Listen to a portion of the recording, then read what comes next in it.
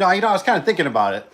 I think I was talking to Eric. Maybe Eric will jump on here. Nah, this one was about Travis. I think Eric I was talking to, we were talking about the Torque Master. And I'm sure some of the little guys on here don't really deal with, I'm probably about the heaviest, I would guess, out of the group that deals with the Wayne Dalton. I don't really hear too many else talk about Wayne Dalton. And he was asking about the rear mount. He's like, and I said, I might have to ask the secretary on because I don't know if they offered rear mount in Torque Master. And then the other thing is I was thinking about, nobody's really sent me something, or everybody, I'm getting a lot of questions, right? I'm getting questions on the whole, how do you price things? How do you price things? How do you price things? How do you price things? And, to be quite honest with you, even Uncle Dave doesn't have that down, just complete science. Everything has got a lot of variables, But for the most part, ooh, Rusty's here. We got a like too. Ooh, a like. It says, hey, Dave, checking in back in the USA. Dang.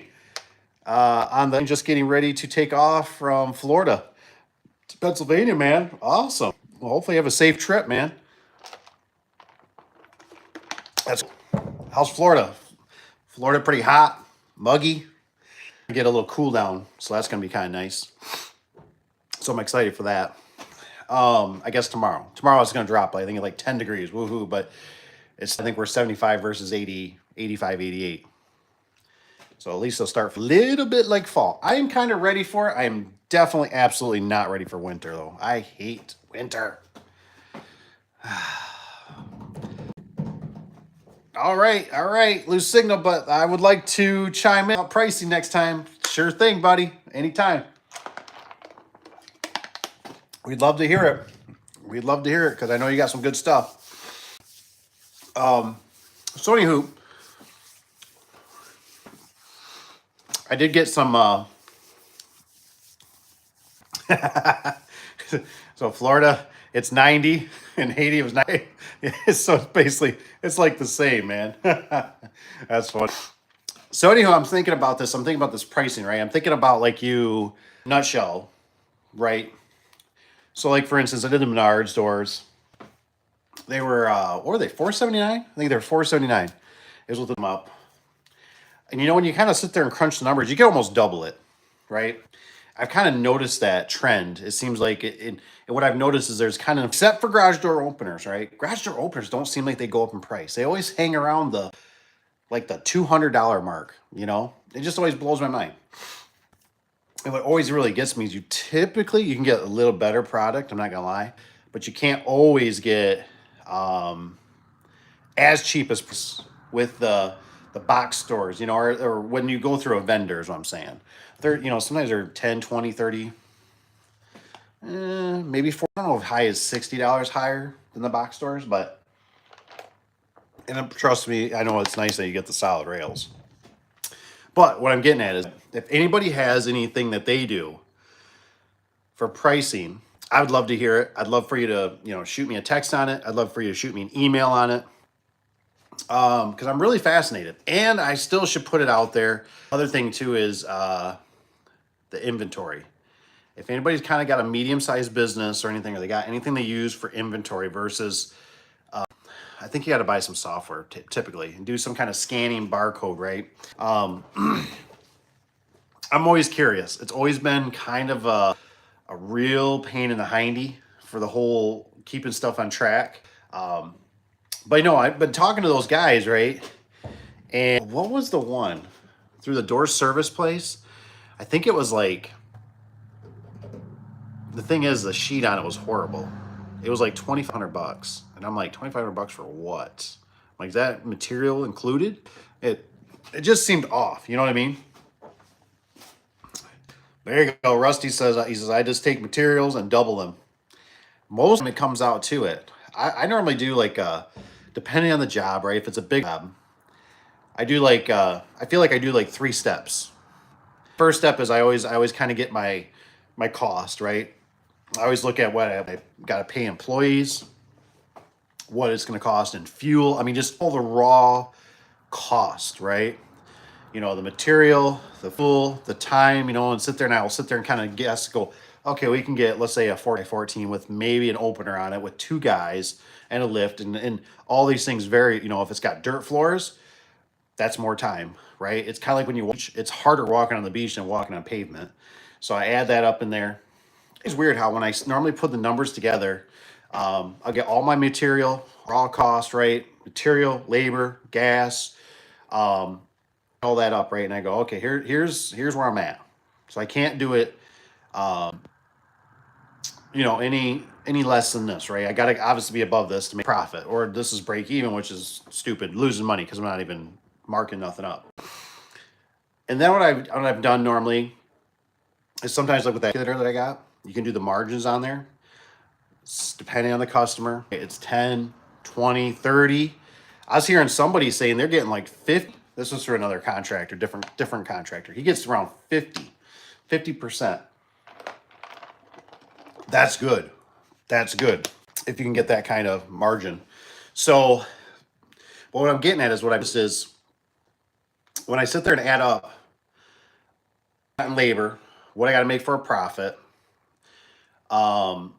it's amazing how close I get to doubling it.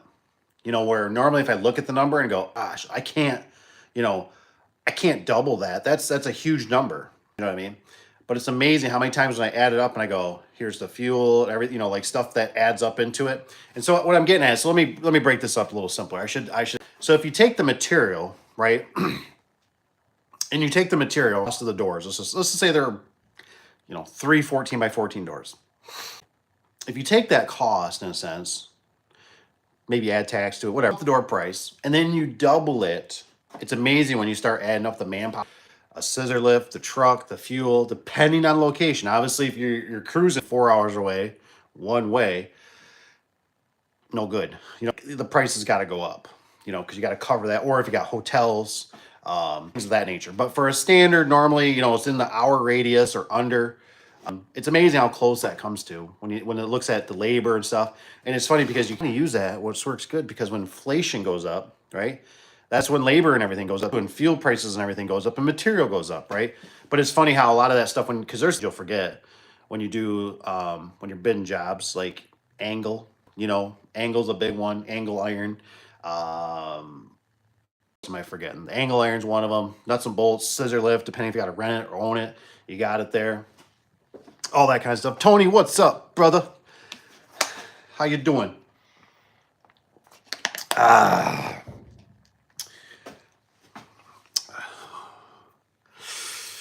take versus man hours is calculated by taking total overhead example. He's 4,500. He says man hours example 2 man hour 45, 250 per man hour. Let me screenshot this. I gotta save this. Bam. For 30% margin, so 321. There you go. There you go. No, it works out good. It's just like I said, I'm trying to think how I can help some of the guys out there because, you know, I'm getting like, you know, what should I charge? What should I charge? What should I charge? And I'm like, well, I'm like, it just all depends on what you're doing. You know, it's like if you're kind of if you're a trunk slammer, and I'm not saying that in a bad way, I just say if you're a trunk slammer, you know, you basically got a car and some tools and stuff like that. Well, you know, I almost look at it and go, you could, you know, minimum look at it for like a flat rate. Say, well, you know, to pay my bills or whatever, you know, I got to make 150 or 200 or $300 a day. And you just look at it like that. Maybe some days are a 4-hour day. You tell the customer you're doing a couple 9x7 doors or 8x7s, and you tell them, say, look, you know, it's going to be, you know, to do your doors, you know, because I know we can do a door a day if you don't want to kill yourself or whatever. You can get 2 done too. You know, it just depends on what your schedule's like. Look at it and you just say, well, it's 150, you know, times 2 days at least. So that's 3, you know, whatever, or, you know, $200 and that's $400. No, that's what they're going to get, you know.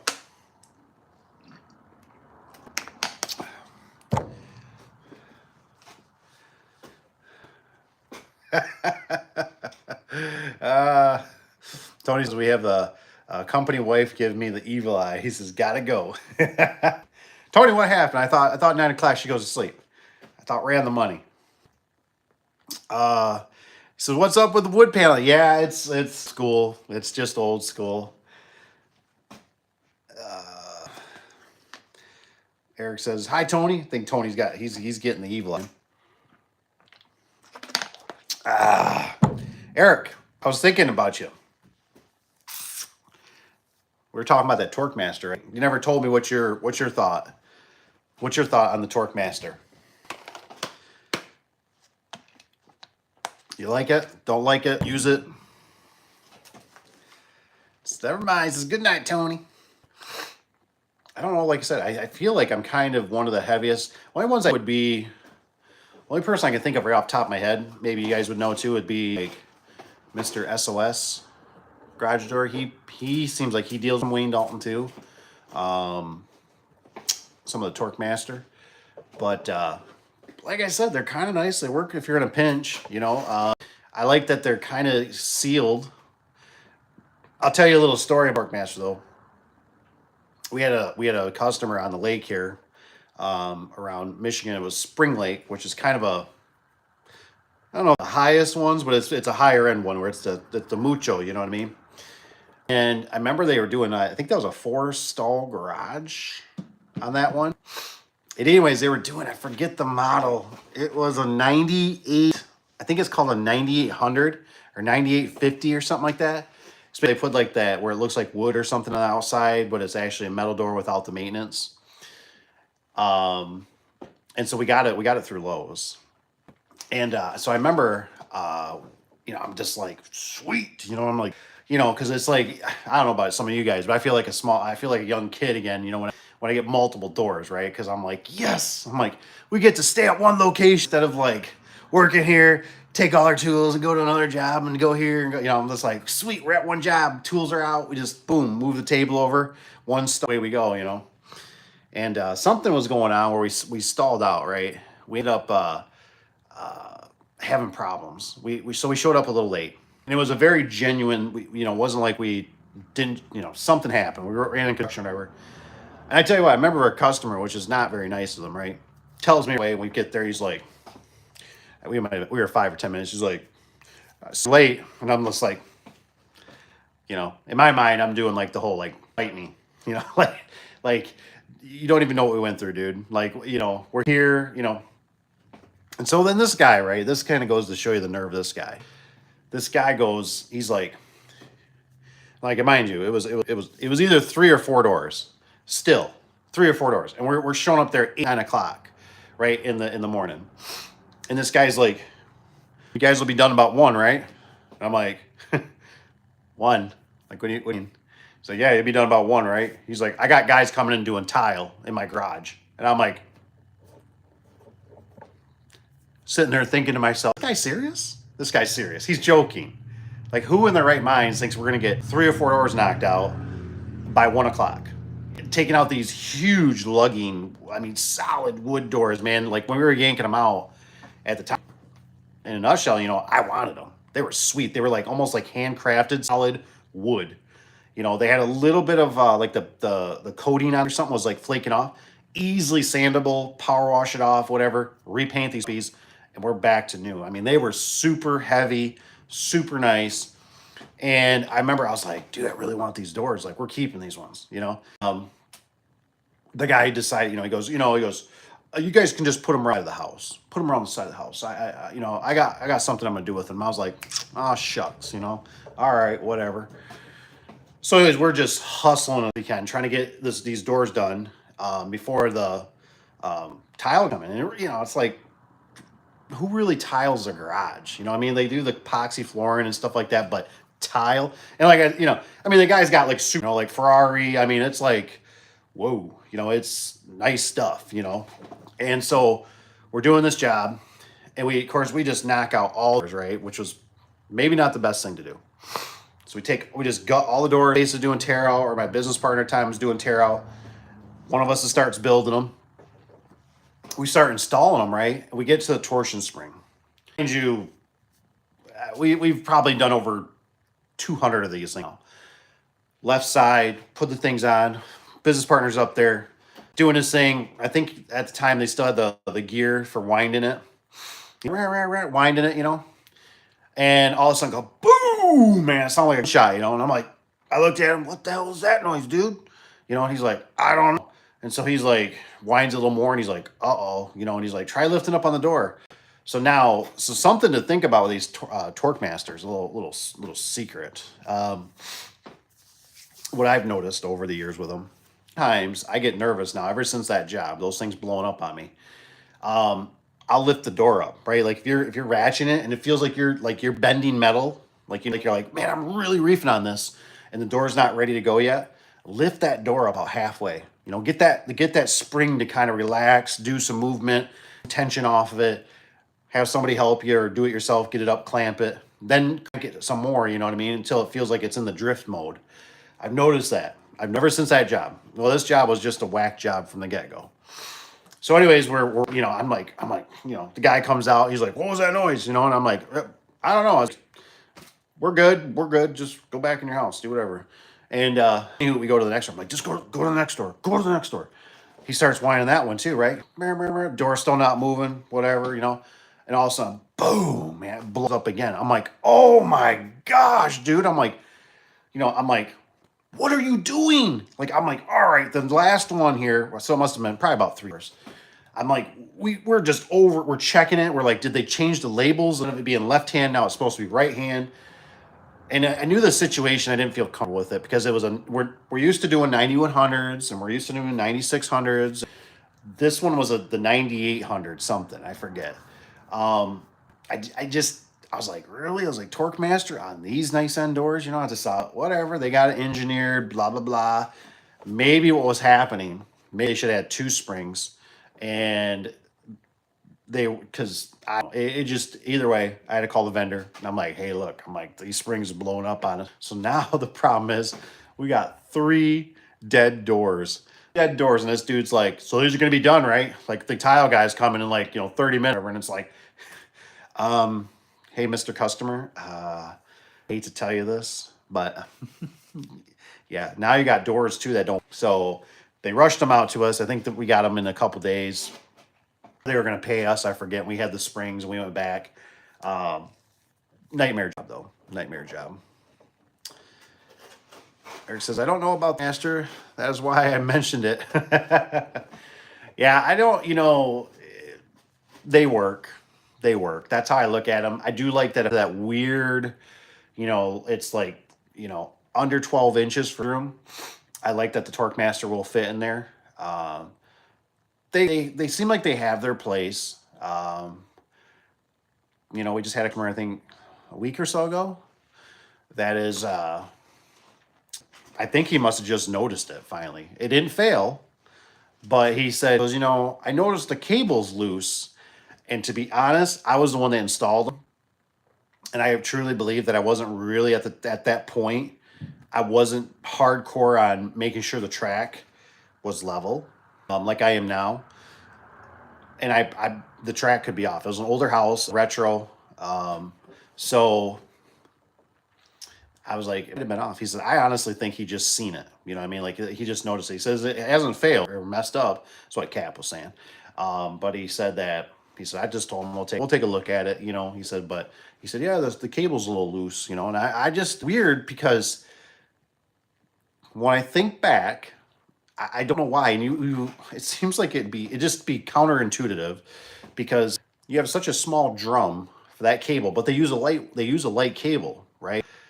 But you have such a small drum. Can't recall ever having a cable come off a Torque Master. Where the standard drum ones, I've had a lot of those over the years because of my mistake of not making sure the track was level. But the Torque Masters, I feel they're more forgiving. Some of them used to have the covers, so I don't know if it just kind of kept it in there.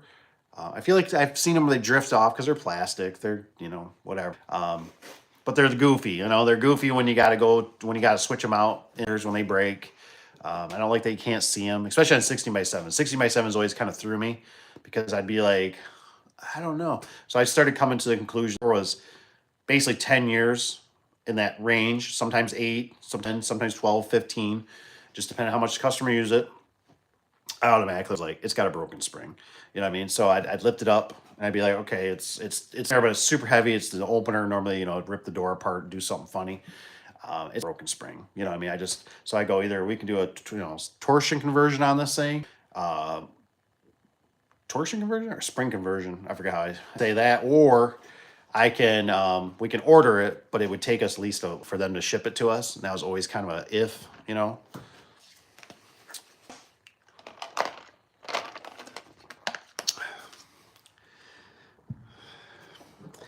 telling you, man. I'm telling you, weird things, man. I tell you, that's why the PTSD, right? And hey, we got 6 likes. Thank you guys for the likes through. But the PTSD over the years, like I said, sometimes in the business can really add up, because it's like you go through so many traumas, seems like. And that guy was one of them. He was just one that came to, yeah, like who in the right mind? And like I said, it just goes back to kind of show you. It goes back to show you, just because people because I don't know about you guys, but I was one of them. Right? I don't be like, oh man, we're going to a really nice house. You know what I mean? Like now I feel like I pull up to a really nice house and it's like I'm like the guy with a cigarette and like somebody going, dude, it's gonna be a sweet job, man. I'm like, so you think it's probably gonna be a shit show. Well, my cigarette, you know what I mean? Like that's how my mentality, because I just go, it floors me. And it's not all of them, right? It's just like human beings and everything else. All of them. I've been to some nice ones too. But I've noticed that sometimes the more ritzy ones are almost sometimes the more whiny ones. And I've heard this theory, right, that they're the reason they got money or kept their money is because they know how to basically almost kind of screw you over. You know what I'm saying? So I don't know. It's tough. But yeah, the tile thing was ridiculous. I was like, "Are you serious?" Like, I mean, I should have just backed out and said, "We'll back another day." That's what I should have done, right? But I was in that mode back then. We were hustling, man. We were grinding. We were just knocking jobs out, and it was like, dude, if I got to reschedule this, plus the truck's already loaded up with them, right? We already got the doors on the trailer. We'd have to unload them, retool. The day would be shot in a sense because now this is scheduled. Man. Just from what you were describing, I think they were shaking aside. Torque tube. Did Wayne Dalton ever use 2 springs inside a Torque Master? As far as I know, yes. I mean, the 16x7 doors, sometimes an 18, I don't know how big they went. I feel like they go up to like 8 or something like that. Like that was their biggest they could do. But they would they did do 2 springs on the 16x7s and stuff like that. I know that was very common. But typically you get into the 9x7s, sometimes maybe a 12x7 or like that, you get 2 springs. But they normally do 1 spring. Was very common on the 8x7s, 9x7s. Those were the most common ones that we did. They only did 1 spring in there sometimes. So it's made it kind of goofy versus just be completely dead. Because if it's a 1 spring system, you pick up the door, like the cables are slacked. You're like, yeah, it's definitely a broken spring. You place it. I just never liked the fact, like I said, I couldn't ever see it. And I couldn't validate it to the customer, and be like, hey, like, you see that separation? That's the problem. You know what I mean? Like, that's not supposed to be like that. Oh, and then, all you got to do is change out the spring, which versus a Torque Master, you're kind of, some people carry this stuff in stock. They seem like there was just different options for them. We just didn't do that. We just ordered them. But it was most time we just ended up swapping them out. It was quicker, faster. Charge, $300-400, and away you go.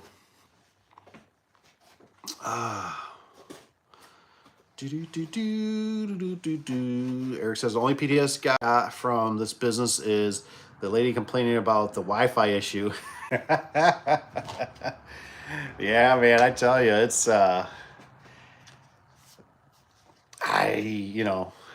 like I said, I look back at it a little bit, and it's one of those things I talk about. We all got to make money, right? And hey, you're gonna work in a shop or a factory or something like that, and that's not you. I just use that for an example. A garage door is a great industry. What I mean? I've seen so many back roads. I know my way through Michigan so much from doing it. I've met a lot of really nice people.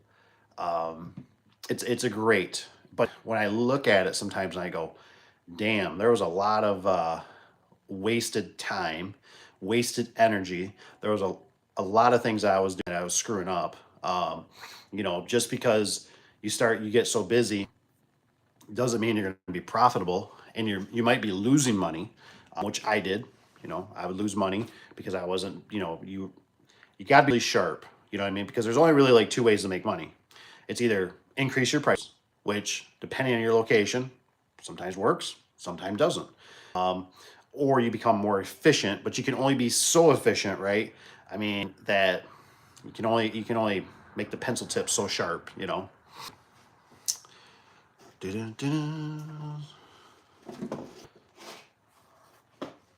Oh, it's Edward. He says sometimes.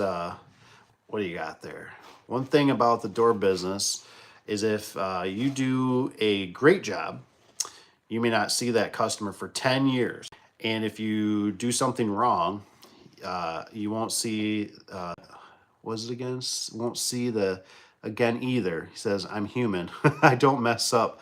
He says, I don't mess up much, but sometimes I feel awkward for them in public. Yeah, it's kind of weird. It's like, I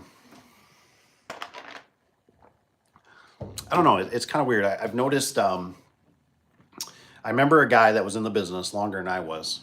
And he always said, with garage doors, is he says, you never get rewarded for doing a good job. And it always resonated with me. I thought, he's right with that. You never get rewarded for a good job. Now, obviously, there's a caveat to that, right? Because obviously, you're not going back. You're not doing more service. The customer's not upset. It's not warranty issues.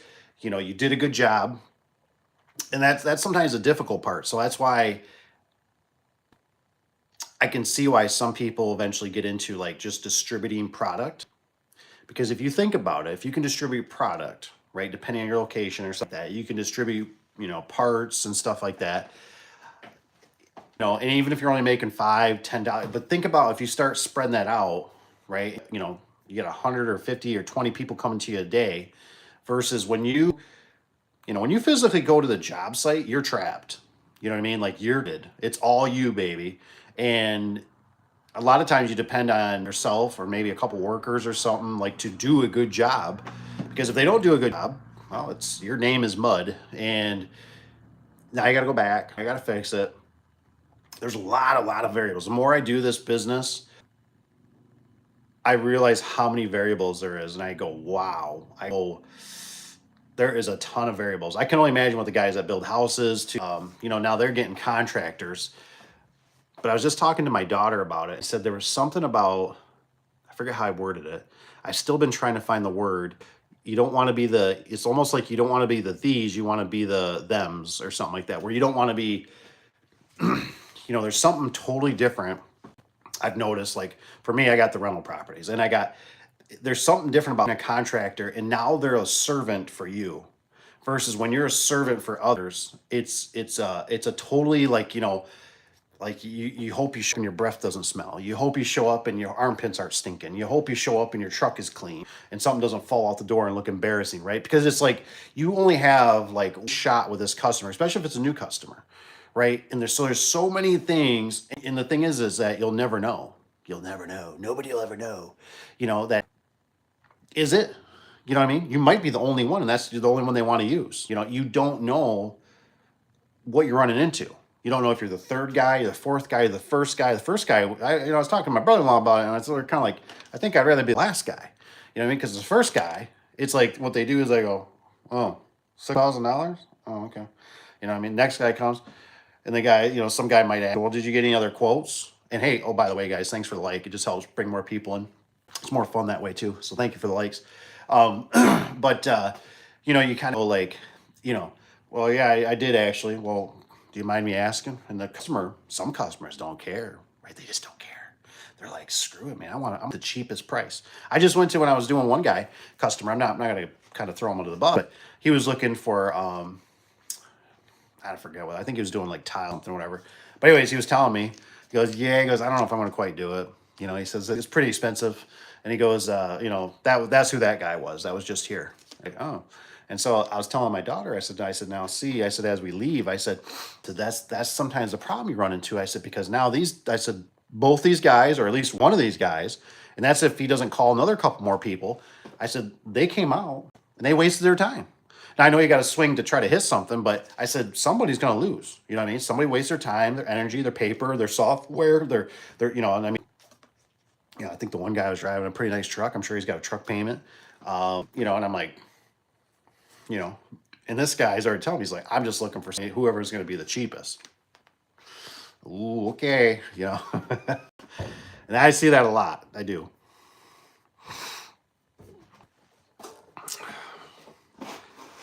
Do a great job and never been a customer 10 years. I know it is a weird thing about that. I'm sitting there reading Edwards again. It is a crazy.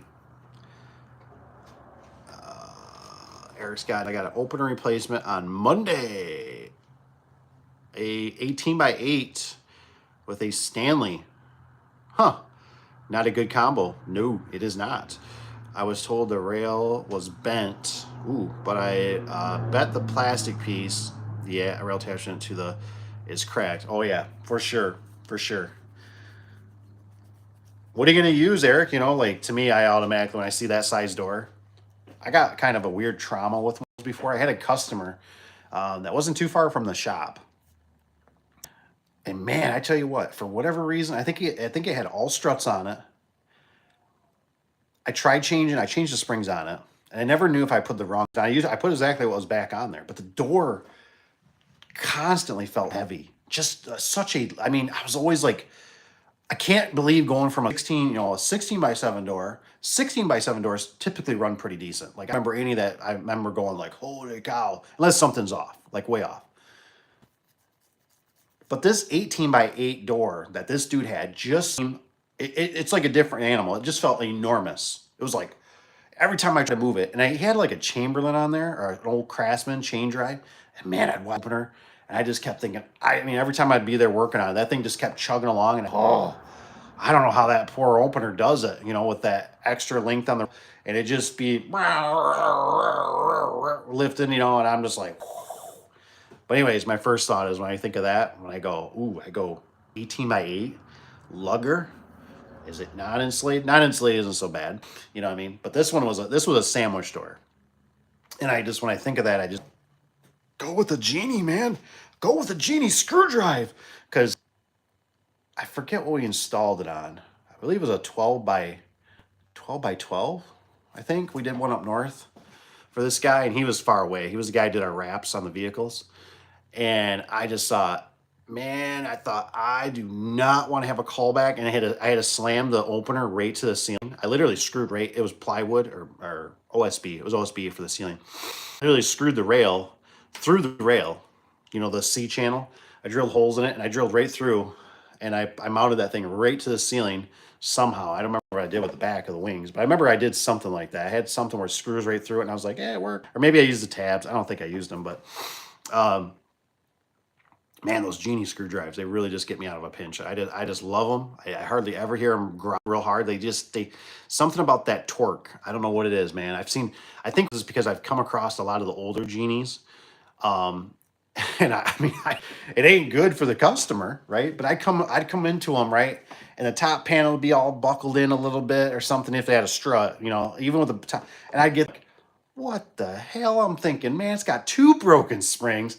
I'm thinking, what? Like, you guys obviously didn't, some just didn't know. Some people didn't know they blew one spring. That opener would just keep growling through it, right? And that's not good because it's damaging, this top section. I thought, man, America, I love the strength of that. You know what I mean? Like, I loved it. I was just like, Yeah, baby. Like, so I put those on wood doors, and I just always loved the screw drives. They've always just been powerhouses to me. And I always just felt real confident that they're, you know, something's going to be detrimental before that thing quits on me. Or where were we doing something? Oh, I think 10 by 10s. Yeah, we got those 10 by 10s for his customer. And I think that video hasn't came out. It's got the Guardian, basically. Guardian Extreme Garage Door, basically, as far as I know. But the doors, they got low headroom. The doors just feel like they don't run super smooth. And I told the customer, I said, look, I said, if it was me, I said, I put a couple screw drives on here. I said, because he had two. And he questioned me a little bit about it, took my advice. Well, I can't really say he took my advice because obviously it sounds like, haven't confirmed yet. Caleb mentioned something about it being, I'm okay with chain, but I thought I heard him say something about belt. And I thought, belt? He's like, I'm not really sure. And I'm thinking, they don't make 10-foot belts that I know of. Maybe they do, but I'm thinking, oh my gosh, a belt drive? Ah, you know. The last job I was at just had a belt drive, and I had to tighten up the belt because I swear I could have. I think my ears are playing on me a little bit, but I was listening to it and I heard pop, pop, and I kept thinking, is that thing skipping the tooth on the chain or on the belt? And I went, ooh, I said, that's not good. I said, let's gonna throw the limits. Now, it didn't look like it was off, but I ended up tightening the belt when I was there on an existing opener.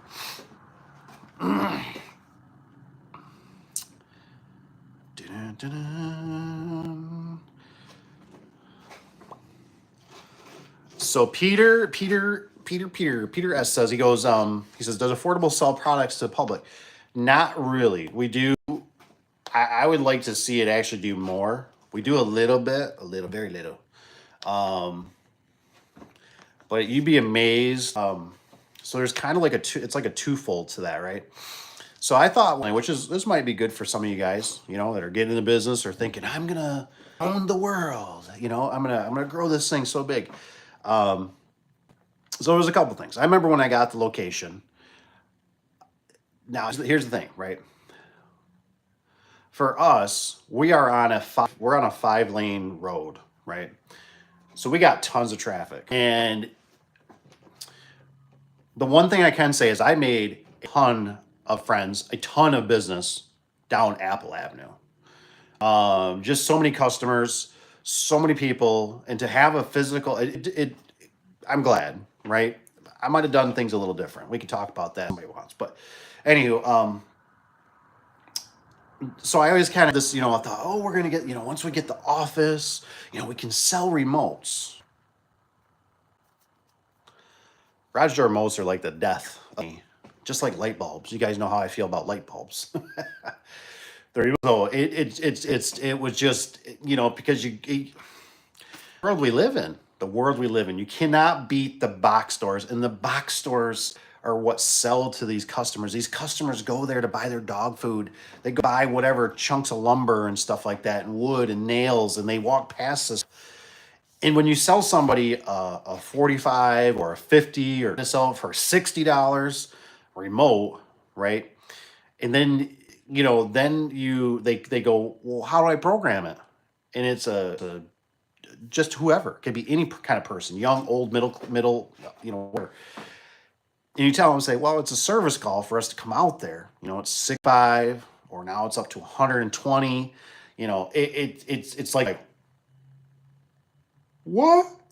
So you're gonna charge me $4 for the remote, and then you're gonna charge me, and they're like, I am. You could probably caveat that a little bit, or ease, or you say, we're gonna come out and do a full maintenance. We're gonna go through your door. We're also gonna lube it. We're gonna check out any of the safeties. We're gonna make sure, you know, running good for you, you know, and they feel more comfortable about that. But there are things. We even had a little bit of a showroom. You know, our office is real small, but we had some, you know, samples and that. And nowadays, like I said, they got I mean, I remember when they started convincing us, it was like, you know, it was like we were going to start carrying tips, right? And it was like, well, you can take a picture. So I was thinking, yeah, we're going to buy a nice expensive tablet. We can take a picture right there. We can actually put on like a design of what the customers.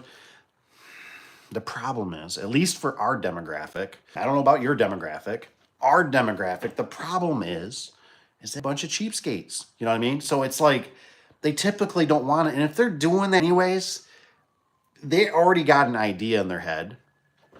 And that's why, in a nutshell, I think you're almost better off just going to the box store, right? Go online, go to Home Depot, go to Lowe's, go to Menards, go to whatever, and build what you want. I'll help you with it or whatever. I'll make sure the dimensions, everything's going to fit, and then they can purchase it. That way, if it comes in damaged, that way, if it comes in the color, it doesn't match the front door, oh, I don't know what happened. I'm just installer. You know what I mean? So they'll have to meet with you. You know what I'm saying? So it's just one of those things. Otherwise, yeah, you got to wait for the semi-truck. The semi-truck's running late that day. You got to get it. You got to haul it. You got to put it in the vehicle. You show up there. I'm there many a times. You're stacking the door and you're like, oh, there's a big scratch down there. There's a dent. And now it's like, and there's nobody. There's all the years. It's never like I called anybody and they're like, hey, we got a problem. And they're like, well, what'd you do? What did you do? What did I do? I didn't do. Did you haul it wrong? No. Can you take a picture? Can you send it to us? Can you show us the package? Send us the slip or the tag on the end of the door so we know blah, blah, blah, blah, blah, blah, blah. And it's like, and then some vendors where it's like they act like they want the section back. And you're like, well, how am I supposed to do that? You know what I mean? Like, I'm already here. I gotta plug the hole. So, or at least that's the customer in the box store, right? So that's why I'm always kind of saying, like, you Shell, you got an assistant now, right? You got a secretary, you got customer service behind you that you're not even paying for, that you're not even putting on the payroll. It's just something to think about for some of the guys starting out.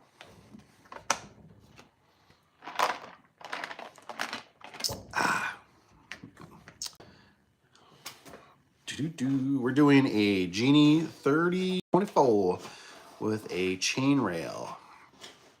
Of course, he says, is a 3024, now is that one a gray head unit or is that a black head unit?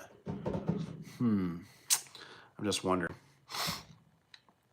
Because Eric, I don't know if it was you. I don't remember who was telling me. Somebody was telling me. Might have been you, Eric. Somebody was telling me about how there's different. The gray head is different than the black head. And I was like, what? I was like, I'm not crazy. Because I always felt like I've had troubles more with the black ones than I ever did the gray ones. Now, I've had a few of the gray ones that had issues, but I still remember that guy that his wife passed away. And he had back surgery, and he had a big topper on his truck, right? And that was all a 16x8 door or something, right? So he had a taller door, and it was like, one of those drive went like from the road into a flat spot into his garage. Everything was like all just, it wasn't a nice atmosphere. His door was real heavy. It was luggy, and I think we did it through Home Depot. And I remember I called Genie or whatever. Genie sent us parts. So we had to wait, a week. We went back, we installed it. It still didn't work. And I mean, this is my second or third time. I was just irritated, man. I was like, this is bull crap. Oh, man, that just lost his wife, that had back surgery, should deal with this. This dude's got to go to the hospital. I mean, he's not in good shape. And I finally, just a light bulb went off my head, and I said, hey, man, you got this? And he's like, yeah. I go, you got the receipt? And he's like, I do.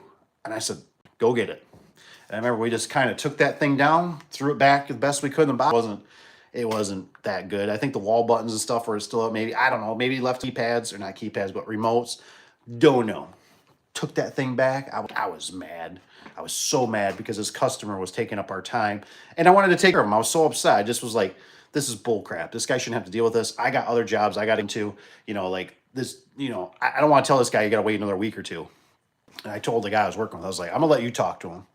And so I remember I ended up, we go in there and I'm just kind of standing off to the side, just like ready to pounce like a cougar, And I go, hey, he goes, it's not working. Here's the receipt. And the lady's like, okay. She's like, what do you want to do? And he's like, well, we're just looking to, get another one or something. She's like, okay, you can go right there, and just go grab another one.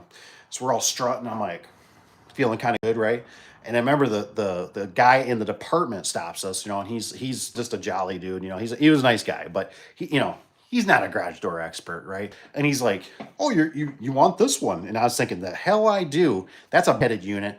And I've had better luck with the gray ones. I know the gray ones. That's the ones that we install. And I'm thinking, I just go, I want the gray one. Oh, that's older or something. I don't remember. He just said it, and I went, I don't care. I said, I want that. And okay, so he gets it down kind of reluctantly, and I found out it was like $20 or $40 more. And I was like, now I'm like, who's paying for this? And am I going to get reimbursed? And I didn't even really care. I mean, like, whatever, I got to get this out of my life. And so, hey, thank you guys too for the 7 likes. So I'm thinking to myself, we're going up there, and I'm thinking, like, I just want to like lay in this, like, look, we're doing this for your customer through Home Depot services, whatever. Like, this is bull crap. You know what I mean? And I remember we went up there, and the lady kind of looked at it, she scanned it, and she's like, looks at the receipt, and she goes, "You guys are all set. Have a nice day." And I'm just walking out, man. I was like the hat. I mean, I'm just like, we just won the lotto, man. Like, we got a whole brand new unit. The unit was another $20, $40 more. They didn't give us no crap. We're gonna go take care of this customer. And sure enough, we installed it. The thing fired up. It worked right away. Told them nice day, and never heard back from them, So yeah, it's just kind of one of those things. I saw a 16x7 wood door with a broken spring, and it had the Genie 4, aka Green Monster. Ooh, the Green Monster. So that ran just fine, of course. That's what I'm saying, man. Like, those Genies, I just can't believe how many times they cost them. And like I said, I'm not saying they're the best, because they destroy doors, but I'm just like, that power, man. I like to know that, in the wintertime, we get those hard cold winters, and maybe there's a little frozen stuff underneath or something, that thing's just powering through it. The door, I don't know. I like seeing, I just like seeing damage, not to the customer's expense, but I just like seeing it. Like, I'm like, yeah, I'm like, that thing. It's like those old air conditioner units, and those, my grandpa, but he cut it in the hole into his wall, and it's got icicles coming of it, and it's just sitting there chugging away. I like that kind of stuff. I like art. Dun, dun. What's up, Level Up?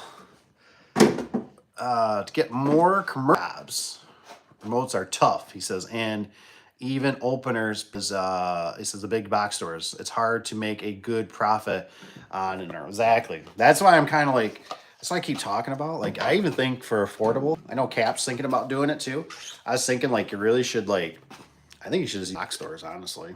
I mean, not for every application, commercial and stuff like that.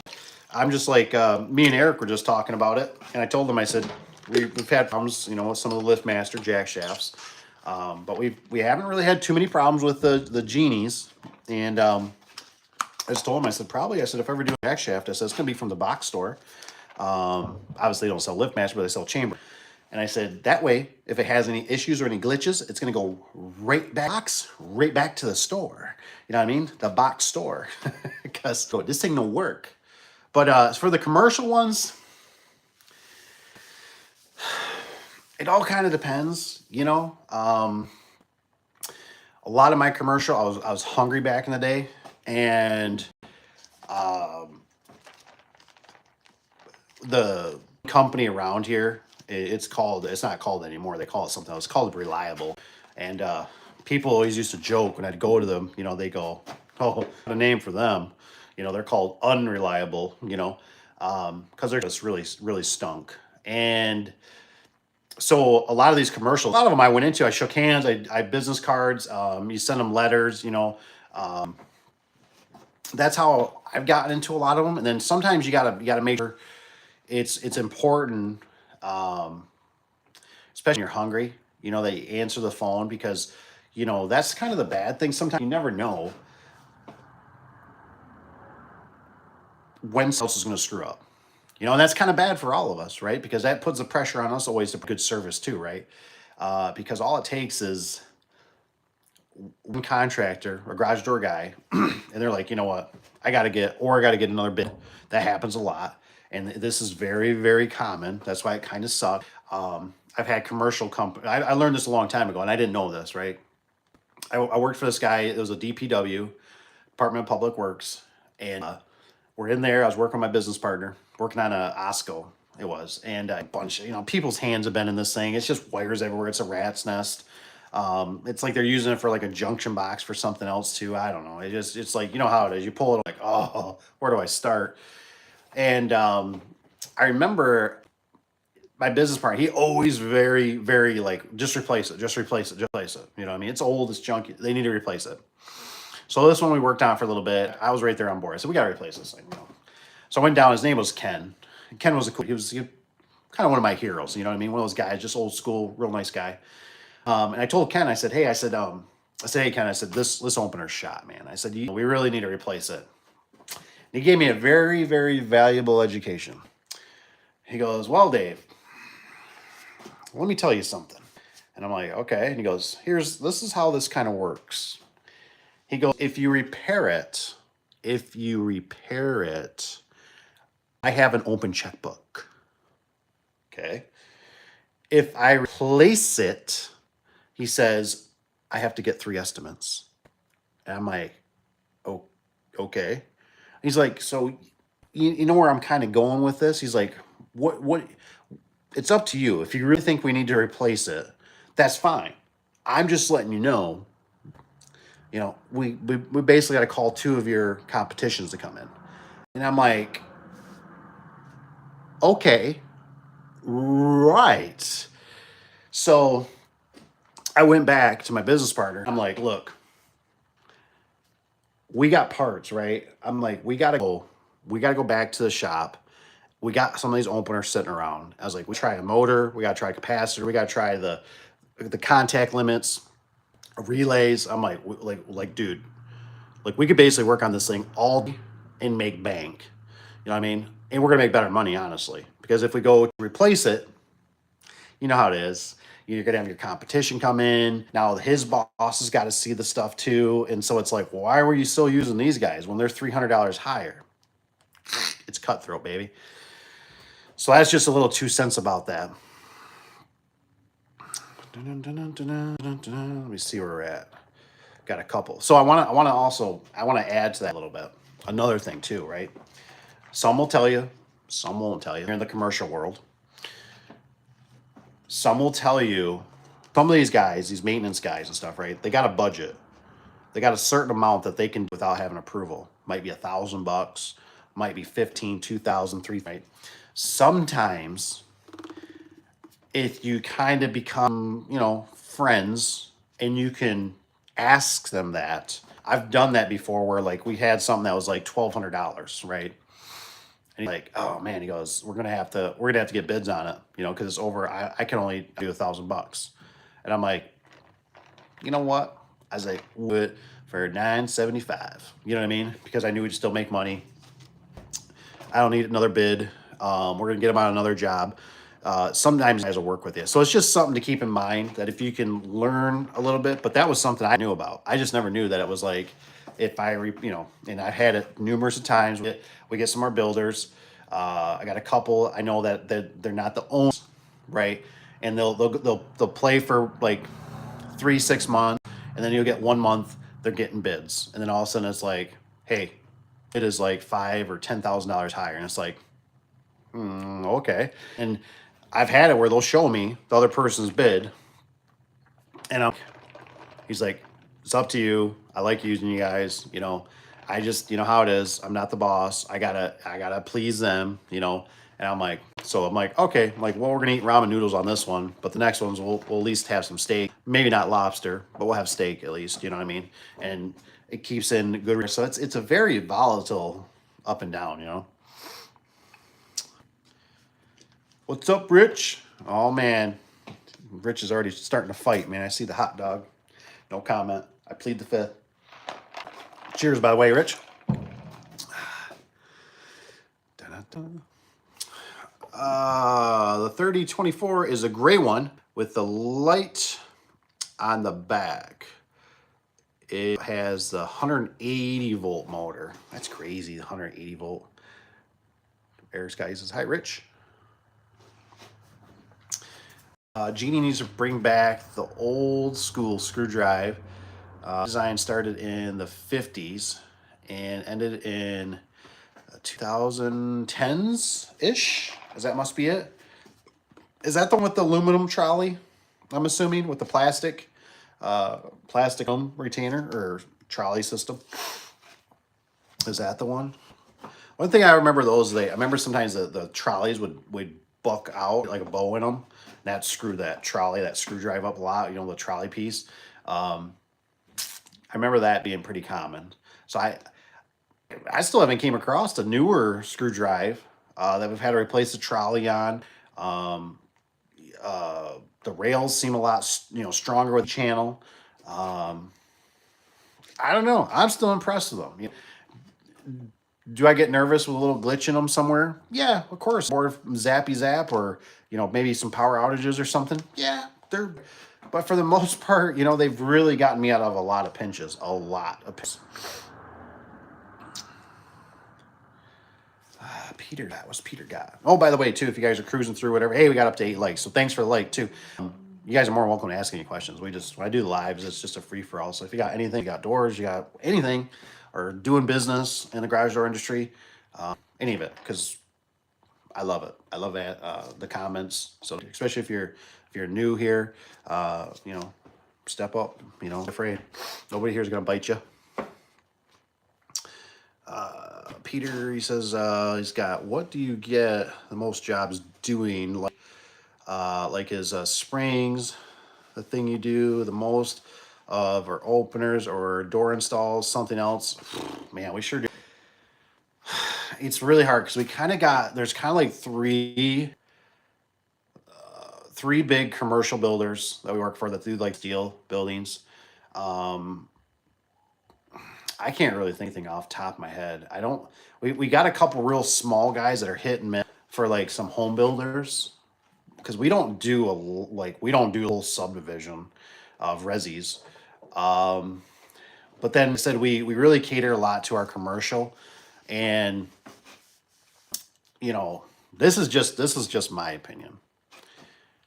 And I know it's hard because, like I said, when I look at it now, even across Michigan, I think of the demographics, right? And I go like, I know if I was a trailer, right, which is basically, Big Rapids, Michigan, there is not a lot of,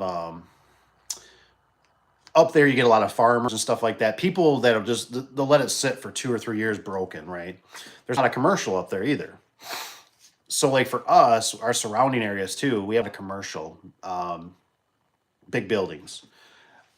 And I personally love the big buildings, the commercial, because once you're kind of in with them, you're in with them.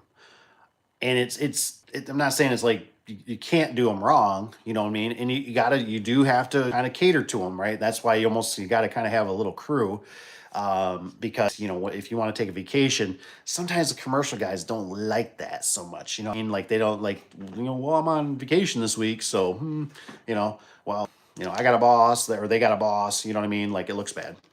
But we do a lot. I mean, I think we were at the power plant. The guys were doing weather seal. They wanted some of the aluminum retainer, real crappy job. You know what I mean? They had to go through thick steel. There's concrete behind it. But oddly enough, that guy, for whatever reason, they sent him a price. That guy actually said, I think your price is too cheap. And so they bumped out another like $2,000 on it. So that's cool. I know one of the builders just not too long, bless his heart. He's a nice dude. He mentioned something. He said, hey, he goes, I think you're a little late on that. You know what I mean? For what you're going to be there. He goes, I'm not telling you, because I think Kat asked, he said, well, what do you recommend? He goes, I'm not going to really say. I'm just saying, I think you're a little light on it. He says, I know if it was me, I wouldn't do it for less than this. So he added like another $500 on. So that was cool. So like I said, that's always kind of like, I really like the loyal customers. I like that when you're in the system versus like residential is nice for quick cash. But residential always feels like if you're not diligent about getting pictures and slowing things down and saying, I need to send me some pictures. And then where are you located? Let me see if I can fit in the schedule. Like you got to kind of massage it the right way. You know what I mean? Because They can really, depending if you're like our demographic, it can be hood to mediocre to kind of higher class areas, you know what I mean? But we do it all. I mean, it's a lot of the commercial get broken springs, cables, a couple door sections, get smacked, from high lows and stuff like that. It's a very diverse. Sometimes it's like, hey, this door is just so old, we got to replace it. Openers. What do we do? That one, the one I helped Cap out with, hit it with their truck, hit the header. So we had to tear the door out so the builder could come in. And we still do some of the residential. So we do it. We do quite a bit of it.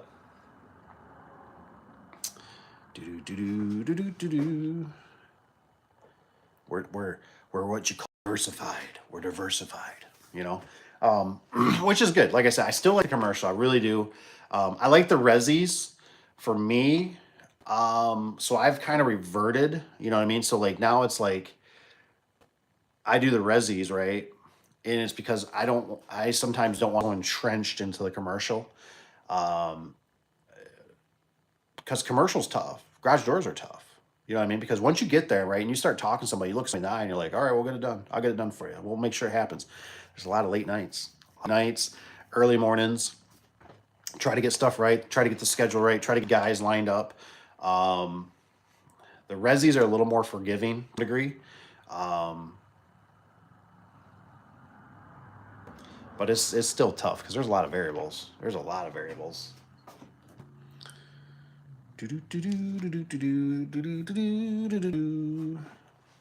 But appreciate the question, Peter. What's Eric got? I always replacing the trolley on mine before I replace the springs. So I was always replacing the mine before replacing the springs. So you're replacing that trolley piece on the Did you have a Genie? The aluminum pieces were pretty common. Boy, they were easy, right? One bolt up in the center or right in the middle at the very end. Pop that off, knock that trolley out of the way, slide a new trolley on. Whoosh. Now, I wasn't very good. I really should have carried more. Like, you need to carry the special grease. I like service spring lube on them. I was guilty of that. I just give her a little dust. And some of them you go to, and it was like some people, man, they were using like auto grease. You know what I mean? And that thing you could, some of the older ones, I don't remember the black ones or the red ones really doing, but some of the older ones, you could hear the motor just like, it's like, I'm dying. I'm so choked up and plugged up. Oh, man. Eric's guy said, I feel residential is safer. I don't want a 100-pound section to fall on me. That's true. That is true. And I get, and I'm kind of Eric even brings that up, and I think it all depends because, like I said, from what I've noticed in the channel and the community, for the most part, most of you guys are a one man band, or a one man band and a helper, or maybe it's one man and like two or three. I don't know if it's even full-time guys. I feel like for the most part, I think of Tanner. I think Tanner's got a couple guys. So it's always a weird, like, it could be a different demographic, because when you got mouths to feed, when you got employees, you got secretaries, and you got, it's the whole ecosystem, and you're trying to make the ecosystem as easy as possible, without like a lot of roller coasters, right? Because that's how it always feels in business. It feels like, some weeks you need, 20 guys or girls, whatever, 20 people, humans. And then it's like the next week can be like, I need 3, I need 5. So it's a very, depending on what you're doing, especially for like us, we still do, occasionally get into like the fencing. The way I kind of eliminated some of that without having such big spikes was better equipment. Like for one, like fencing, like a skidster, huge help with an auger, just to have it to sit there, move, fencing around. So you can kind of eliminate some of that with some equipment versus, I used to hand dig off. I'd probably get 2 or 3 guys, some just grunts to come help. And it was always, when you're dealing with grunt guys, it's always like, who was I telling? I think I was telling my brother-in-law, because guy that didn't show up. And I told him, I said, telling you, man, in business, I said, it feels like this all the time. Like you got to bring in, it's like you almost got to tell two guys to show up. And then, you know how it is, like they're going to be ticked, right? So whoever shows up first, you got the job today. The next guy shows up. Now you know how that goes, right? You can't almost, I mean, you could, but he's only going to do it one or two times and just say, go screw yourself. You know what I mean? But you would, he shows up and you'd be like, hey, look, man, I really don't need you today. The other guy showed up. Just did it because one of you wasn't going to show up. I figured. So I'm going to pay you for 2 hours. So go home, go back to sleep, do whatever, and they always find something, right? It's going to be, well, I took the day off, man. I was going to go out on the boat. I was going in. You're like, well, hey, at least I'm going to pay you for 2 hours. No, they want to be paid for the whole day. You know what I mean? So it's kind of, then by that chance, you might as well just bring them along. So it's almost better to always kind of over manpower. And that's why sometimes like when you're doing bids on stuff too, you almost got to kind of factor where it's like, yeah, I better do a little more for somebody else or somebody that's a runner. I never do that kind of stuff. I was always, it's really nice to have somebody that can run for you.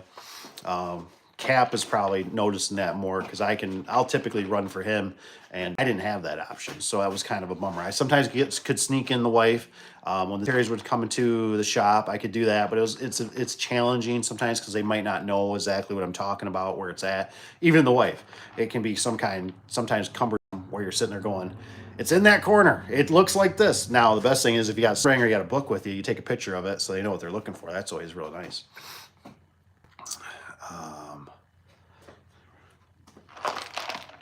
It tastes good.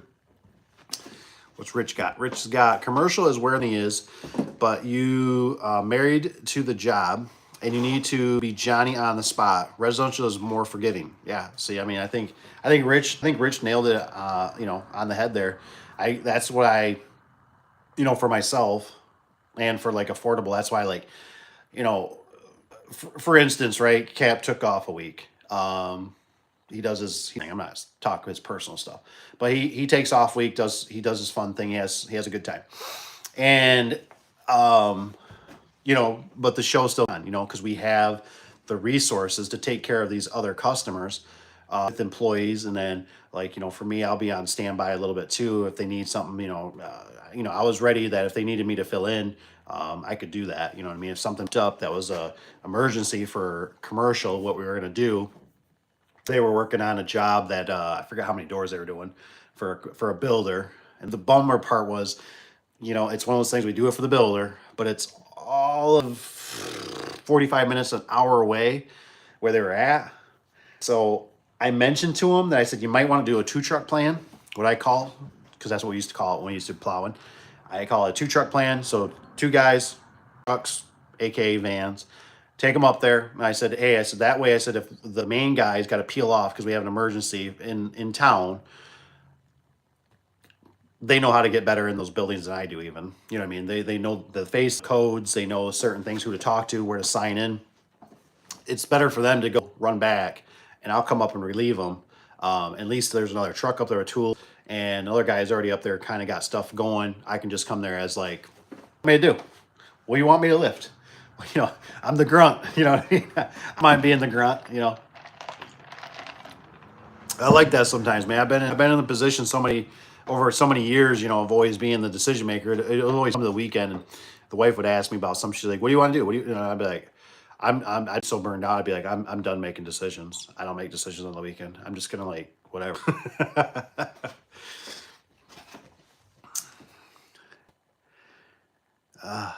Eric says, I saw one in our dumpster. Let's see, Johnny on the spot is what.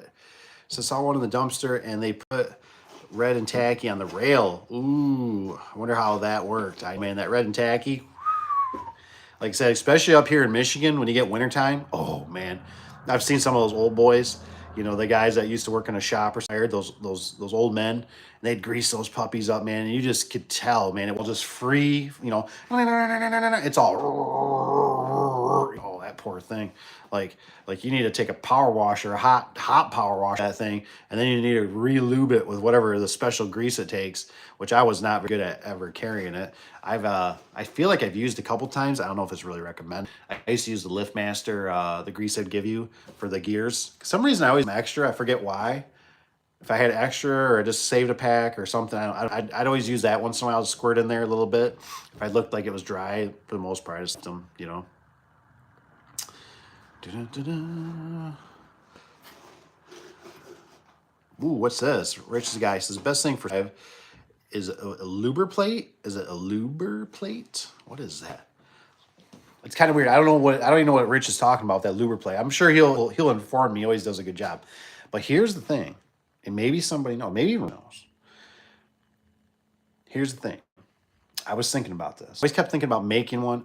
It seems like there's got to be somebody out there that's pretty close to what I'm looking for.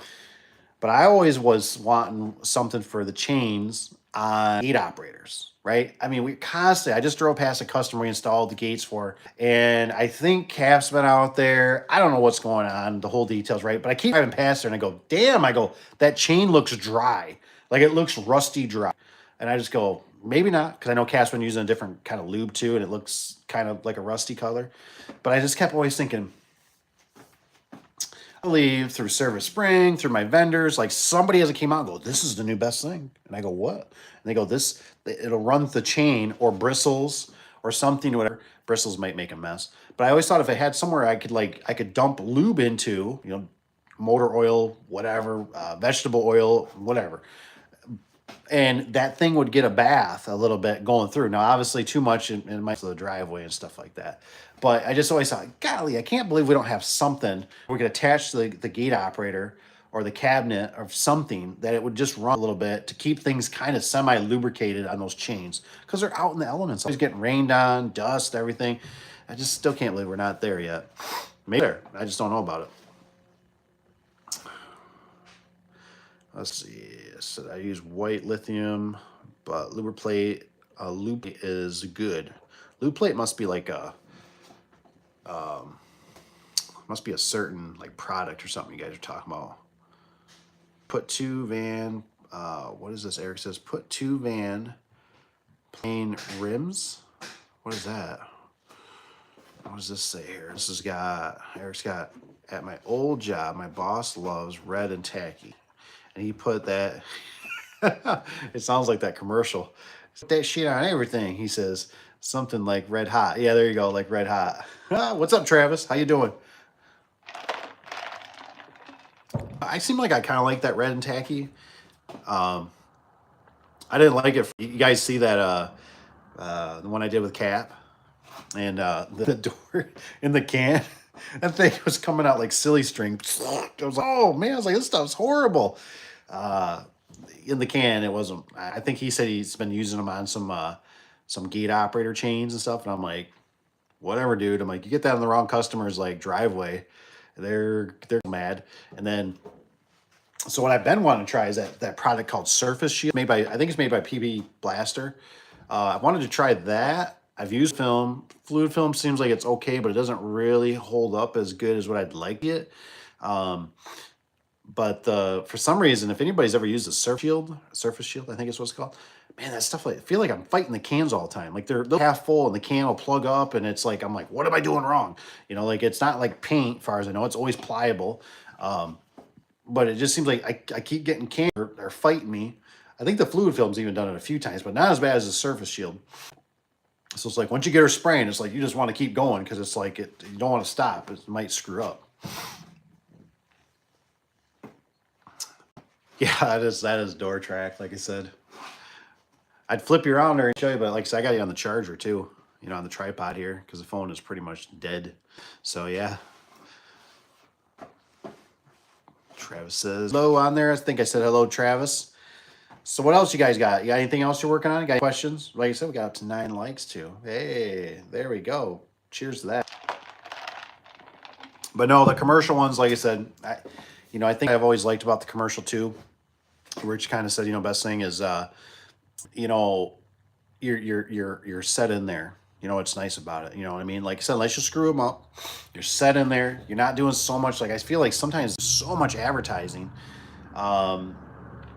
They're fighting so hard. I feel like Google is becoming a very, how to say it, like heated subject. But Google is like, it's just, like it's getting to be where, you got to pay to be on there, be at the top. You know what I mean? And some of it still works organically, but it's just, man, it's like, I don't know. Still thinking about the fuse, thinking about the fire extinguisher. It's not important until it it's important. Kind of door got. I think this one's. I think this is a Clopay one. Yeah, I'm pretty sure it's Clopay. Oh, Rich says he says that stuff is good undercoating. Is it? Are you talking about the Surface Shield, Rich? I mean, that's why I've always kind of bought it for like certain things. I used to fluid film some of my vehicles. Luckily, we've gotten really lucky around here. There's a guy now that actually, I get what it's called. Oh, I wish I could remember what it's called. Navi, something like that. He's doing a product. It's environmentally safe, which was good because I thought, oh, I said, I'm sure the township has fun with you. And he goes, no, he goes, it's whatever, it's bio safe or whatever, how he said it, And I'm like, nice. So anyways, I've had one vehicle done. We haven't gone through a winter yet, obviously, with it. But I'm thinking maybe we should have some of the service vehicles. I'm thinking about letting Cap know and say, hey, you might want to, if you're going to plan on keeping these vehicles instead of rotating them out. Because I don't even know what the new Chevys are doing right now. Like, I don't even know if I think ours have the 6-speed in them. And I don't know if now they got 10 speeds. I don't know. I know the transmissions might not in these things. So that's still to be seen. And probably I hope it's not $4,000, $5,000, $6,000, $8,000 to change it out. Travis says, I bid that job for $600 for labor. Perfect, man. That sounds good. That was what, a couple 8x7s? You gonna have them pay for them? Are they gonna pick them up? I'm just curious. You have to let me know, Travis, how you orchestrated it. You know what I mean? Are they, because I get to the box stores, like, I don't know, maybe Rich would know. Because Rich, you deal with Menards too, right? I haven't gone full Menards where it's like, will they deliver the doors? I mean, I'm assuming they will, but I'm trying to think, like, are they going to bring what they have? They sub out those half guys, those guys that bring like shingles. So it's going to be like, they're not going to put them in a pickup truck, I assume, and deliver them. They're going to be it's going to be a flatbed truck. And then, so to me, that's like, well, how much? How much is it going to be for delivery? So, and then to be honest, it makes me a little bit nervous too. And hey, so we got 10 likes too. Thank you guys. It makes me nervous to think about, we had one through Lowe's one time. We were doing a Lowe's job. For whatever reason, it seemed like the store dropped it off on location. The door was all banged up. I mean, it was like, I swear the guy must have been by himself and literally just took that out of the back of his truck and drove the truck from underneath of it. And it was banged up, from falling out of the truck. It was just like, are you kidding me? Of course, it was one of those jobs that was a little bit too far away. We shouldn't have been doing it that far away. So we had to go back. And I remember we ended up, something got screwed up. One of the guys that was a sub, maybe not, maybe he was an employee, but he for whatever reason, man, what it was, if he did it himself or if it was in the instructions, but somehow the instructions got left behind. He put the handles on. The handles were in the wrong spot. And then, of course, with it being a 9000 series door, right? This is kind of that again, right? With the whole Wayne Dalton, right? Being a 9000 series door, those things are numbered accordingly, right? So unless we, how it is with those doors, they're very, temperamental. So it's not, they don't like to be zipped out, zipped in. So it was like, we couldn't even change this, like the sections, or maybe he put it wrong on the section. I can't quite remember, but it was like, we had to get new sections for it. I had to personally go up there and make sure that they got put in the right spot. Cause what I'm getting is at the outside hardware that you attach. So it was like, this job just turned into more money, more time. Door was damaged. We show up, we get it right, whatever the material stuff, then the handles get put on wrong. And it's like, and then it was like, I remember I think it was a dirt floor. And it was just like, these people are buying this house on the lake up here in Michigan. They're from out of state. So they want pictures, which is fine and all that. But it was just like that. You ever have a job that just never ends? You're just like, what else is going to go wrong with this job? You know what I mean? Like you're behind the 8 ball.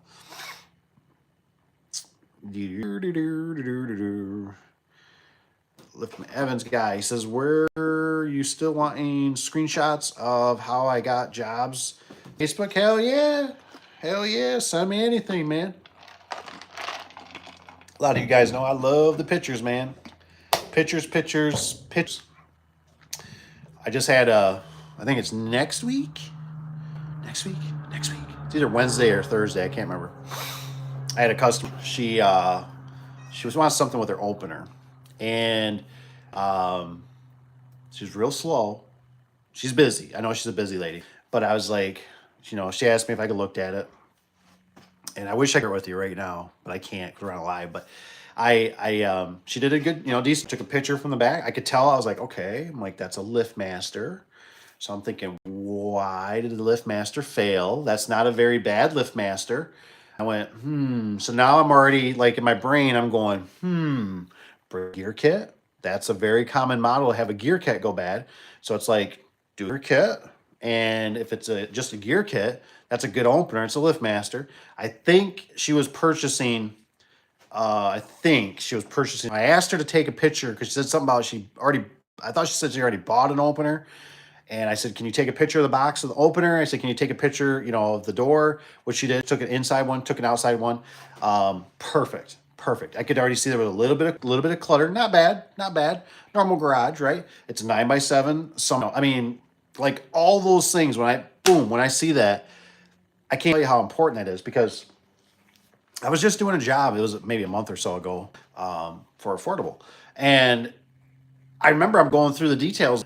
And I'm like, God darn it. I think I was looking through Jobber. I didn't see no pictures. And I thought, if there was pictures in here of something, I kept thinking, I even got there. The customer wasn't going to be there. And I kept thinking, I was doing like the whole like, crap, I don't even know if I'm at the right house. I mean, like, I got there, something didn't look right or something was off. And, I'm walking to somebody's, and I'm thinking, I got nothing. But if I had a picture, even if it was outside with a light fixture or the inside, I can walk in and be like, oh yeah, I'm at the right place. But I'm literally walking in. I mean, yes, supposedly I had the address, but something was goofy and I just kept thinking, oh my gosh, the world we're living in. I thought we got to get pictures. Now, something I wanted to bring up. Hey, 11 likes too. Thank you for the likes. What I wanted to bring up, I forget who it was. And it was one of you guys. Was it Rich? I don't remember who it was. You can say if it was you. Somebody mentioned they said, are you getting information when you install a door? So I think we were working on the one, it was a commercial door. And we installed the springs or whatever, right? Brand new door. I thought this is kind of a good point. I thought technically, I don't know exactly how you might quite 100% identify them, but what I'm getting at is you should put the spring information in there, right? And if you picture of the confirmation from your vendor and even put them into Jobber for a specific job, right? This is a new door install. Here's the confirmation. Here's a white door. It's got 15-inch radius. It's got springs 243 blah blah blah X amount of dimensions. Because if that door, but here's why I kept thinking. I thought that's a good idea. It's always good to have a lot of, but I thought a lot of times for our commercial customers. Now I'm thinking about this through my head. A lot of times they will call us and they typically will just say something's wrong with the door. I mean, they're high-low guys, the door's not going up or something. And, to go back and then realistically look at the dates and kind of add up the time, just might not work. You know what I mean? But it's still good to have information. So I just thought that is kind of a good, valid point. But the information is good. More information is always better. Pictures. Love pictures. Commercial ones, they really don't do pictures too much, but, residential ones, I think. But heck yeah, you got Facebook where send them my way, man. I've been trying to work the algos a little bit myself, trying to help some people. I know one of you guys, you're doing the next door. I thought that was a great idea. Hey, every day, boom, on there, make it fresh on there for people. That you're offering your services. Wool wax. Never used wool wax, Rich. This one was like new. He gave me a can too, and it was like it keeps the mice away, so like you can spray it in your baby. The smell of it's supposed to keep the mice away. It was, I don't know. If I think of it, I'll try to send it to you. They gave me a brochure, and of course, since he was talking about it, my phone was blowing up with the advertisement of it. I've never seen it. No, even I can't even say it now what the product is. Travis says they will pay for them and pick them up. Heck yeah. Heck yeah. I like that, man. I like service, man. Do I like service? You know, that's the kind of stuff. Because I don't know what it is, you know. It's like, I feel like I live sometimes, not always, right? We live in this era that people like want to like, you know, if they can get a good price and they're like, man, you know, like I got this fancy grocery getter pickup truck, 4 doors loaded, you know, like, you know, but I can go pick up my own garage door. I can help that guy and I can get her delivered and everything. And it's like, I love that kind of stuff. I love that stuff because I look at that and I look at that and I go, that's less liability, right? When you pull something apart or you pick something up and you're like, oh, oh no, right? Like that monkey, what's that monkey one? Goes, oh no, no. And you go, the section is damaged. Oh no, how does this happen? The customer's out there like, well, hell, I don't know. I thought I saw something that looked a little funny, but yeah, that looks like that's going to be a problem. I'm going to have to give somebody a phone call, you know? And you're like, you go do that. You go inside your nice comfy house and you go that. I'm going to be out here installing your door and they're going to make it right with you because you're going to find a way because the box stores always are doing customer satisfaction. I mean, the customer's always right. And they got really deep pocket and they can afford it. You know what I mean? Where I'm just a lonely garage door guy. You know what I mean? Like, I'm just trying to put tires on my vehicle. I'm trying to keep it running. I'm trying to put some food on the table for my family. You know, like, go ahead. Go take care of it, customer. Please. And let what they want to do. They're gonna send me a whole new one. Really? Really? Wow. You know what I mean? Like that last Menards one we're at. I'm sure maybe some of you have seen that video. That section was damaged, man. I mean, it was bad. I mean, he even had Uncle Dave sitting there scratching his head going, I don't know what I'm going to do. I don't know what I'm going to do. And we're here, baby. We're here. We got to plug the hole. And executive decision that was like, let's put it on the top panel. And I figured that because we had 2 sections that were bad, or 2 parts of the door, top and bottom. Normally it's only one, you know what I mean? So you're only fighting one edge. But, you know, they gave him, because the guy was like, does it come with weather seal? We're like, no, unfortunately it doesn't, you know, and he's like, comes back in. He was out there pounding in the sand, doing the whole walking back and forth. Hey, man, this door is damaged, blah, blah, blah. I talked to Johnny, yep. You know, what'd they do? They threw in free weather seal. And the nice part is this job was already bid for X amount of hours. We were going to like 2 or 3 hours less. So Cap was like, well, he's still going to be in the okay. He's just going to pay what we originally agreed on because now we got to come back. And I'm like, there you go. I'm like, it's good, man. It's all good. The customer had them delivered. They were already there. They were a little ain't gonna lie, you know what I mean? But that's is what it is. I mean, it's like, that's not our product. That's not us. It's like, if that was us, we'd be biting us. Pick them up. Eric Scott, he says, I haven't messed with the Clopay too much. He says, we do a lot of Wayne Dalton, Midland, CHI way. Yeah, it is kind of, I mean, I think the only thing that's tricky with the Wayne Dalton is, you know, when you get into like the 9000 series hinges and stuff like that, you got to kind of, they got certain things they like to be messed with, make them kind of work a little better. But for the most part, it's really not too bad. You know, the tracks, maybe they got the quick turn brackets, stuff like that. It's kind of, I've done so many garage doors over the years that it's I don't really how to describe it, but I always kind of look at it as it's almost like riding a bike. You know, it has a little different, you know, maybe a cushier seat. One has better gears. One squeaks, one rattles, whatever. But it's just kind of like riding a bike. It's the same concept. They all kind of do the same thing. They really don't throw me too much anymore. So Wayne Dalton though isn't too bad. It's just I feel like big thing is that I could be wrong with this statement, you know what I mean? But like I said, 18 years in the business, I look at it and I just go, I feel like I feel like I'm having that awakening where I just go, maybe we're doing this wrong. You know what I mean? Maybe we're doing this wrong. Maybe myself have been looking at this wrong. Maybe, you know, it's like the last people I've listened to that always says, like, if you're going to buy a tractor, pay attention to the dealer. Dealer treat you. You know, how's the service? You know, can they get your tractor in right away, right? You got to harvest your crops or whatever, right? You buy a vehicle, right? You know, well, you not want to buy a Jaguar because the closest one is, you know, 3 to 4 hours away. You know what I mean? So it's like whoever gives you the best service and gets it done quickest, and you know, hey, if the customer, depending on what kind of customers you're dealing with, if they're looking for cheap, you know.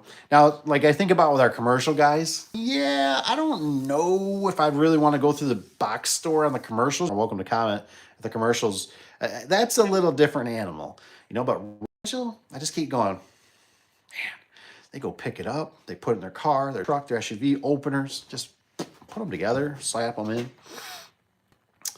Edward says, "What do you think of the Midland, Eric?"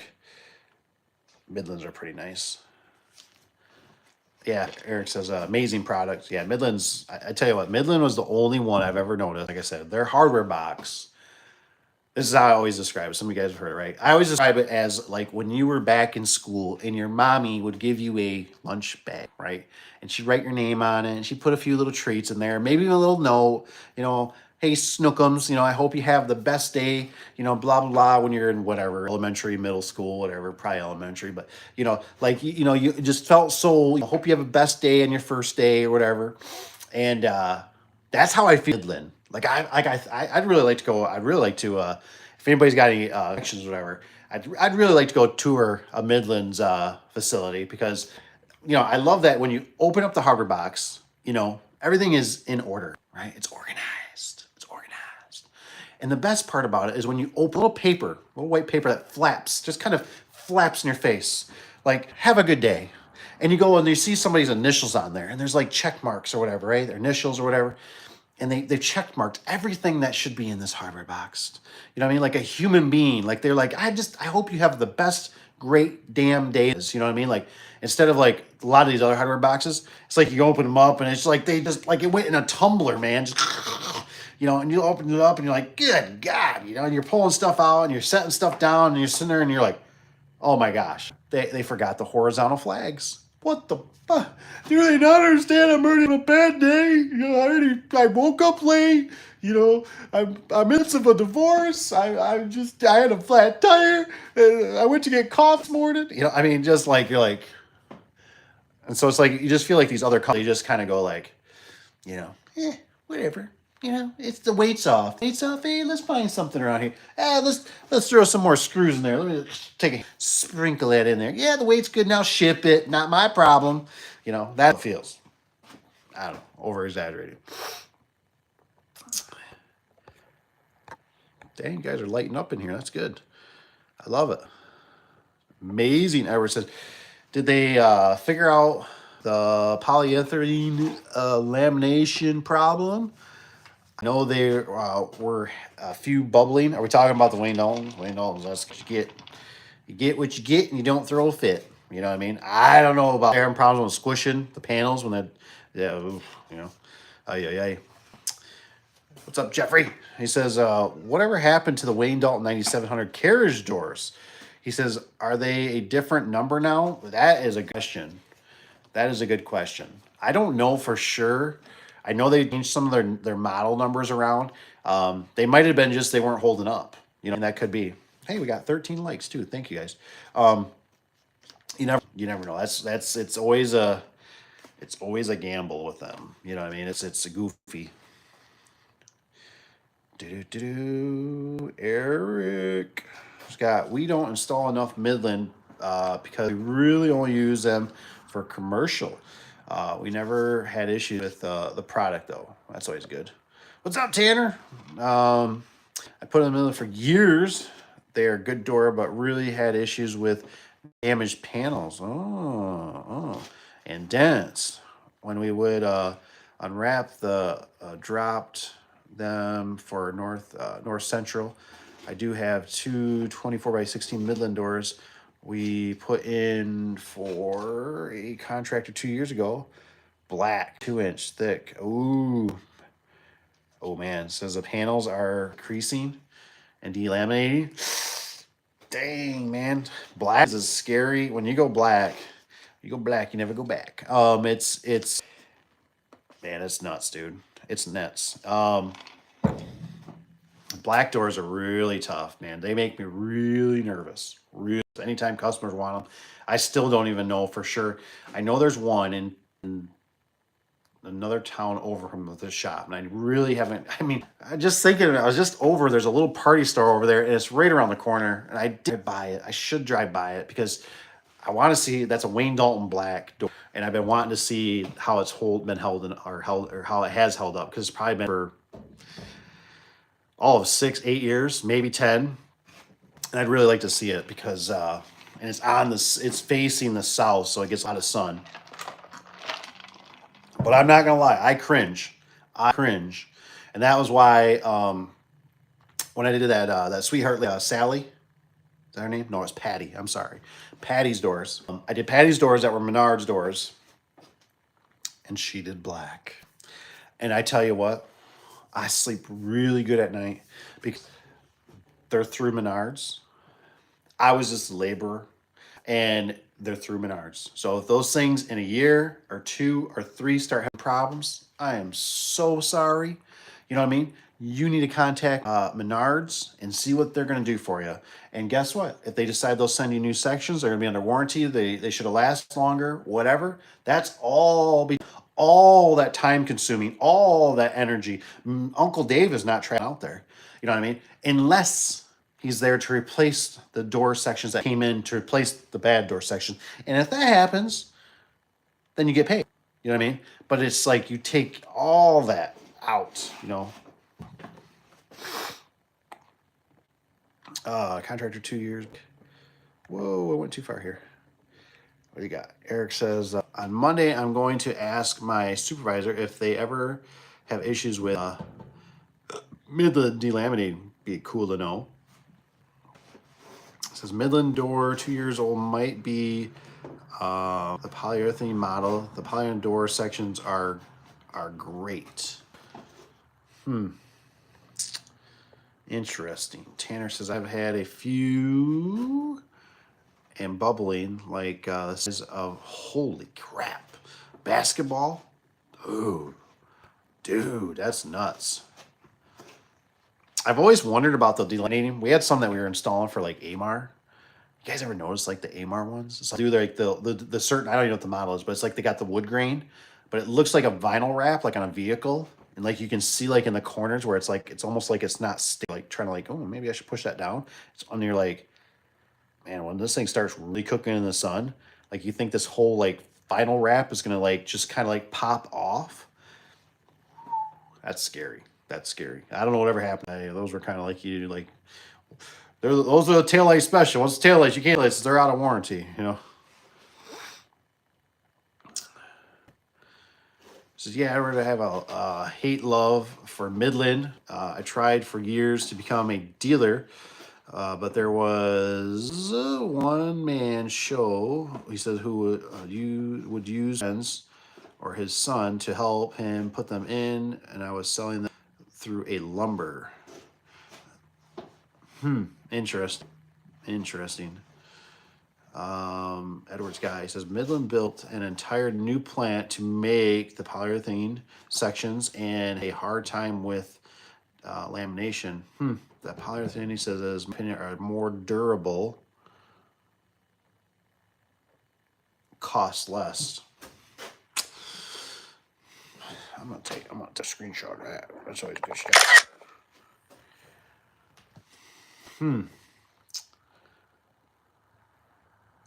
Tanner, I sold them for years. They would never grant territory, lumber yards, and me in 20K town. Yeah, see, like it might be kind of hard to get in Midland. That's like one of theirs. They're the ones that do the biggest LiftMaster. Ooh, we got 14 likes. Cool. Thanks for the like. Midland, Grant, lumber yards.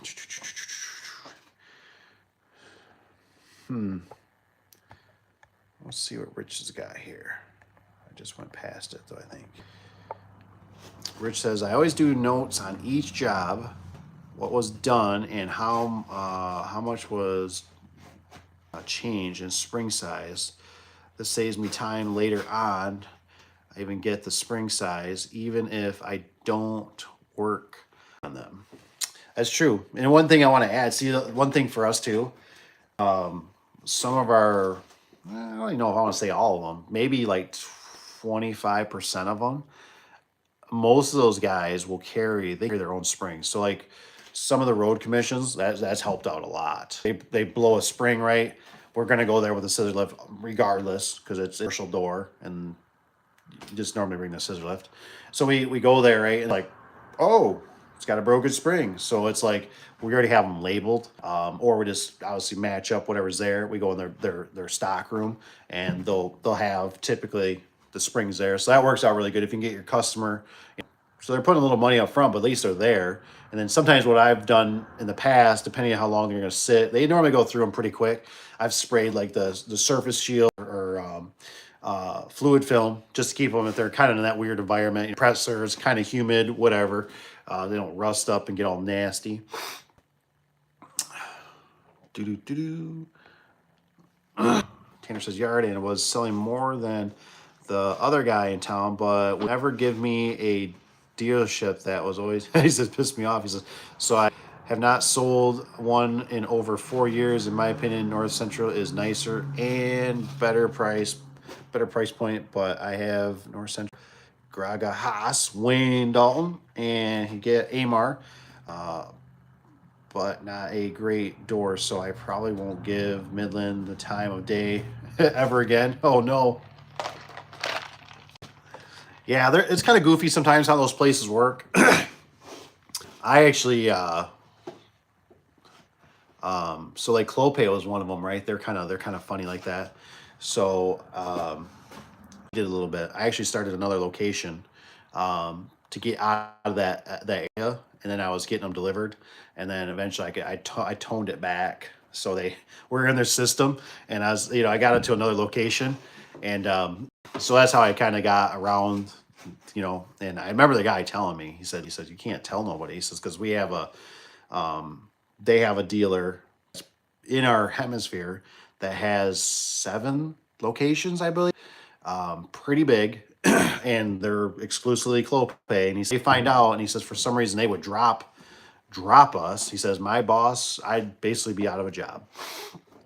I said I understand that. I totally understand that. You know what I mean? But I was getting so irritated. We were dealing with Wayne Dalton, and we were coming across a lot of Clopays. One was my builder. He really teed me off because we normally would quote the TS 150, right? The TS 150. No, the 125. TS 125. TS 125 is like 3/4 of an inch thick, right? And my builder would always give me crap. He'd always say, oh, hey, your competition, they're quoting a Clopay, and theirs is 1.25 inches, and yours is only 3/4, and they got better R value, and they're the same price or a little cheaper, blah, blah, blah. You always just always that grunt, whatever. So finally I was able, now I got Clopay, right? I'm like, what you got to say now? What you got to say now, buddy?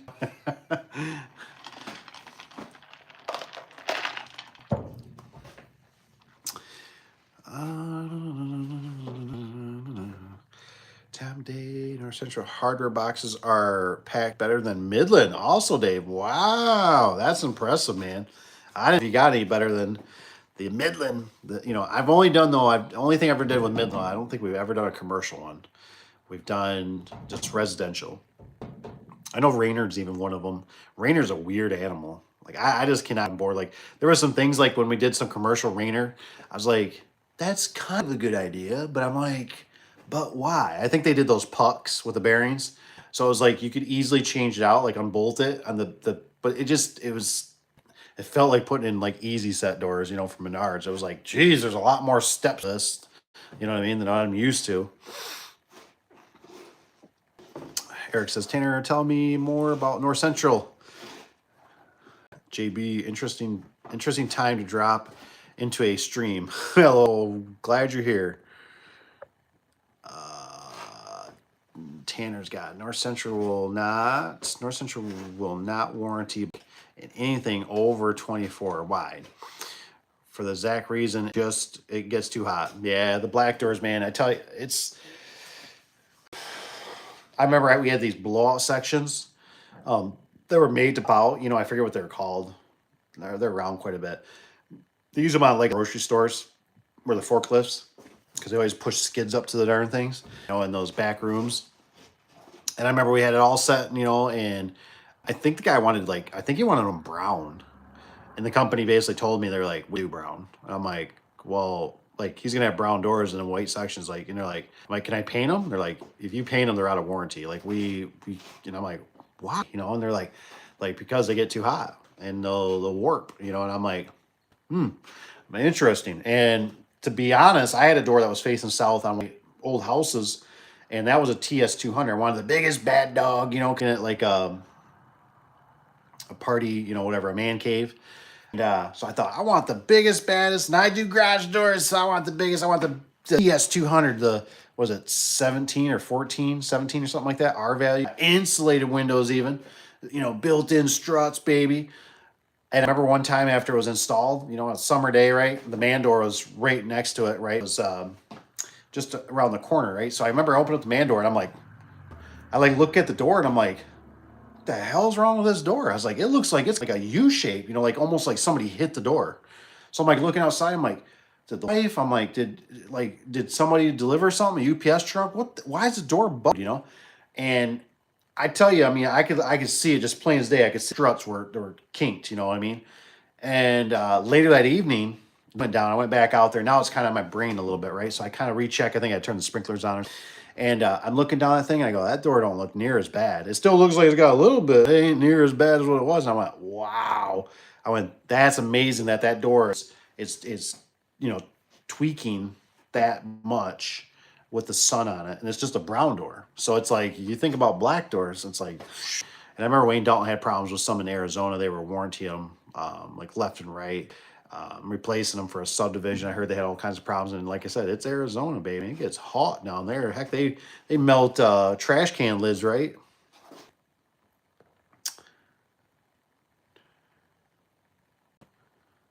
I feel like I keep seeing something. I don't know what it is. Interesting. It says, he says, yeah, dark doors are not a great idea. I agree, man. I cringe. I cringe those doors. That's why it's like sometimes I'm always kind of talking about the whole like, you know, if you can possibly, you know, like I said, mitigate it, especially if it's like residential, you know, because I don't know what it is. Like I said, a lot of the residential seem like they're justified in their pickiness, right? It comes out of their direct pocket. You know, that's where it kind of mitigates all that, you know, where it's like, look, you know, you deal with the Lowe's or the Home Depot or Menards. That's on you, baby. You know what I mean? I was just the guy that installed it. I wasn't the one that provided it. Edward says, I have a great story about the time I met Midland's marketing man and the owner. Edwards, he says, I quit selling them too. Huh. Or afterwards. Really? Well, I'd like to know more on that. I met the Midland manager. Huh. You have to let me know some more about that, Edward. I'll give you my email or sometimes in the description. Of course, I think I did on this one. Black doors are the thing around here. Jeffrey says, yeah, I know people. Black doors, dude. I tell you, I get it. I get it. People, you know, it's kind of that the housewife thing. You know what I mean? It's like it reminds me of the color. Remind me of kind of like the jack shafts, right? When LiftMaster was promoting them real heavy, you know, the 8500s and stuff like that. And people are like, what do you think about this jack? I'm like, why? I'm like, why? I'm like, you got this trolley. I'm like, and this trolley's lasted, you know, 15, 20, 30 years. I'm like, why? Why would you go to it? Why? Well, I think it looks cleaner. And I'm like, okay. I'm like, do you got an outlet there? Well, you're going to run an extension cord? You're getting an electrician? Your stuff's drywalled, you know? And they're like, well, you know, where are you going to put the light? Do you put it up in the outlet? Do you put it on the wall? It's like, it just seems like it creates so much more chaos. And like, to me anyways, at least for us, for retros, you know, it's like, it makes my job harder where it's like, no, I'm going to install a trolley. It's going to move the door like it's supposed to. And the photo eyes go where they're supposed to go. The wall button goes where it goes. The headlamp or light unit, you know, versus, you know, well, I got this light. What should I do with it? You know, maybe in my closet, you know, it'd be cool to have a light in my closet. You know, it's okay. So when your door opens it, you know,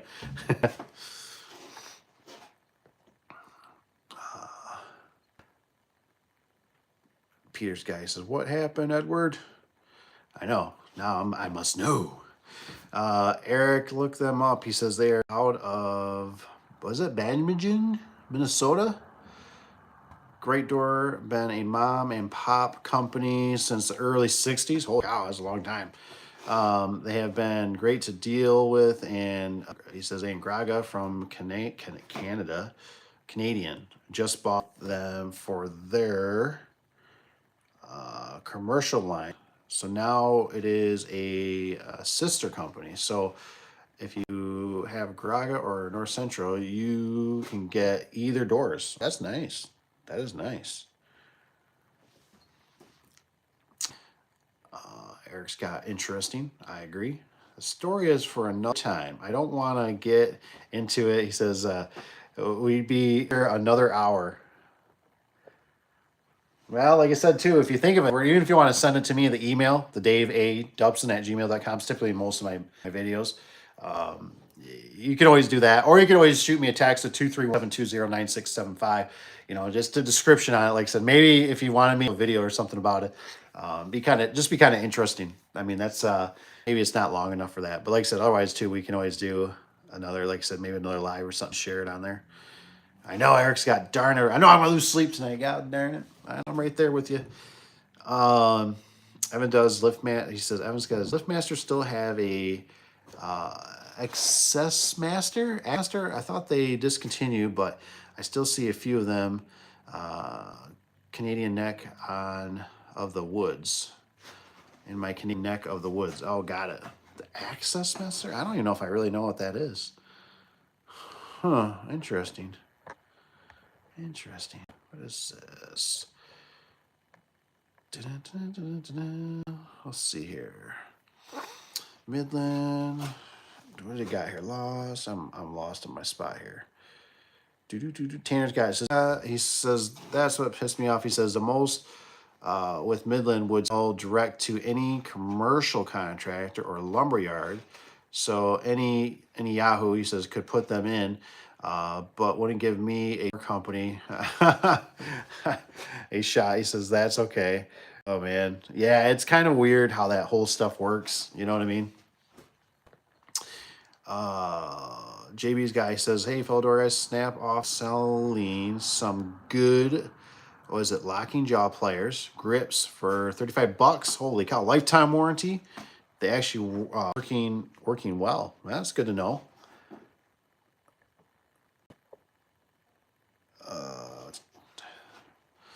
What's Tan says there's loss. He says we now blow any Midland anything. He says in the area out of the water. He says I get a few PS building contractor shops getting them and just get them from me and install them. Just too much headache. Huh.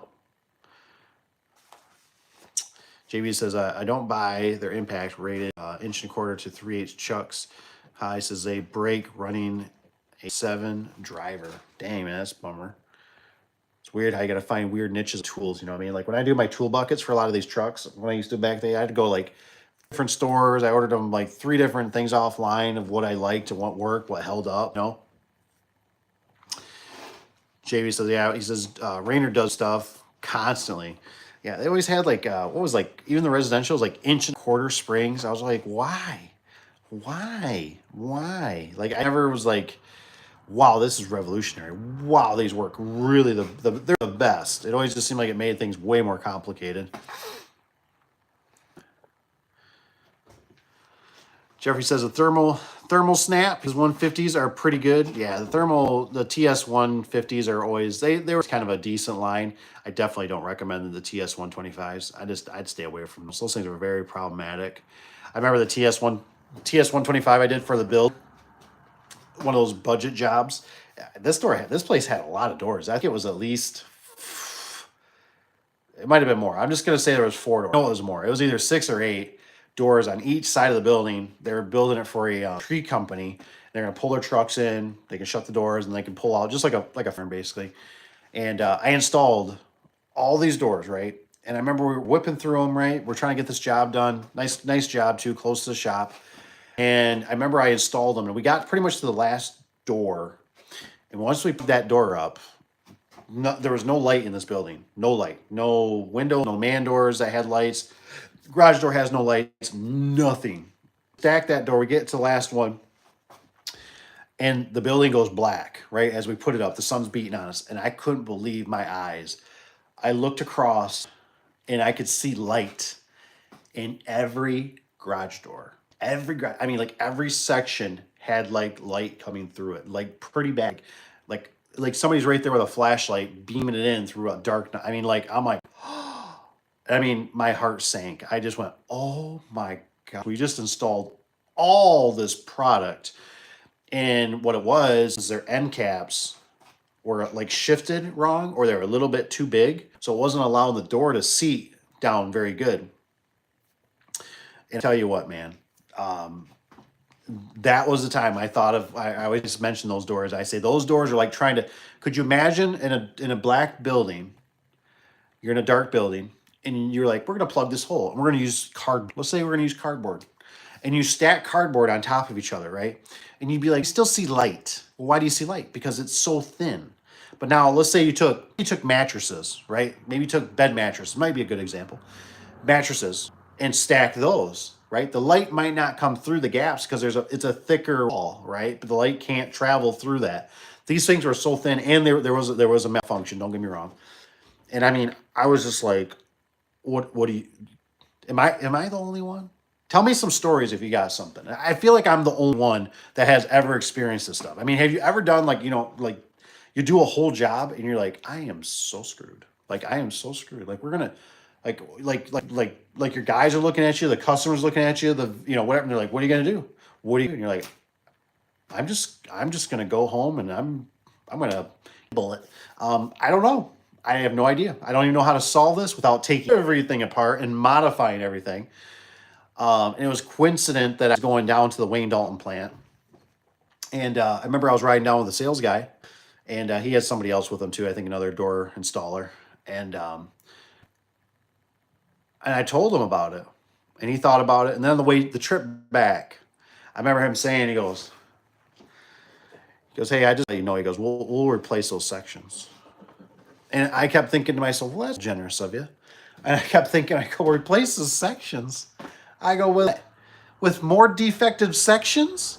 And I thought, who's going to pay for this? You know what I mean? And I know some of you guys get paid from some of these, and I'm like, but it's just the whole morale of it is dead. Like who wants to do that? Who wants to tear it out? You have to, I don't know why, but nobody ever called us. And they're insulated, right? And I just kept thinking, how am I supposed to explain this to the builder? Like anybody, this is very common sense to go, like, they go, why is it coming through our doors? Like plain as day light. And I'd be like, oh, that's thermal. And they'd be like, so why did we even get insulated doors? Oh, I don't know. You need a breeze, right? Need fresh air in here. You got trucks. They're stinky. It was just, they never called. I don't know how. I just must have been the man upstairs must have been looking out for me.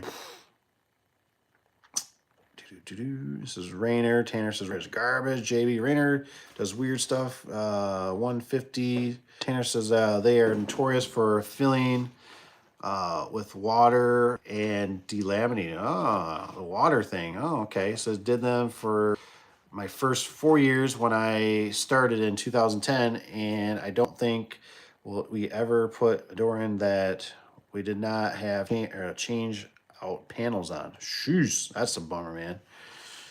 And their old rubber overall windows are stupid. Yeah, I agree with that. This is, Edward's got overhead doors loads with water too. Yes, the water. That's always fun, chasing that stuff around when they got problems. What's Eric got here? He says, I've been worked with Rainer, but my supervisor claims they made the best wood doors. I also got to ask him about Rainer now. Huh. Overhead uses open cell polyurethane. Whether it's soaking up that water. So I want a set of the TS200s for my garage. Ooh, the set of the TS200s.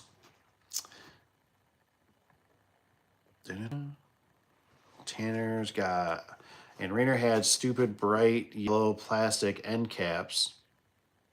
Why? And they're bigger. That sucked. He said to put on in the cold, they would break, and their stupid button step plates, he says, that went through the whole door. Yeah, that's a pain. That's a real pain doing that. Just going through the whole door. Yikes. Thank you. Evan says, I'm glad they didn't, but I don't understand why previous owners at my parents' house painted all the exterior doors black, but left the garage door white. Interesting. Maybe they knew something. They're like, hey, let's not.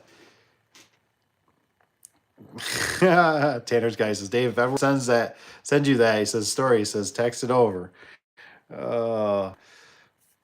Eric, what's Eric got here? Eric says, majority of residential jack shafts is now you can use high lift and zero clearance installs. Yeah, he says, I'd love to hear what Edward's got to say. I know he's got us all scared.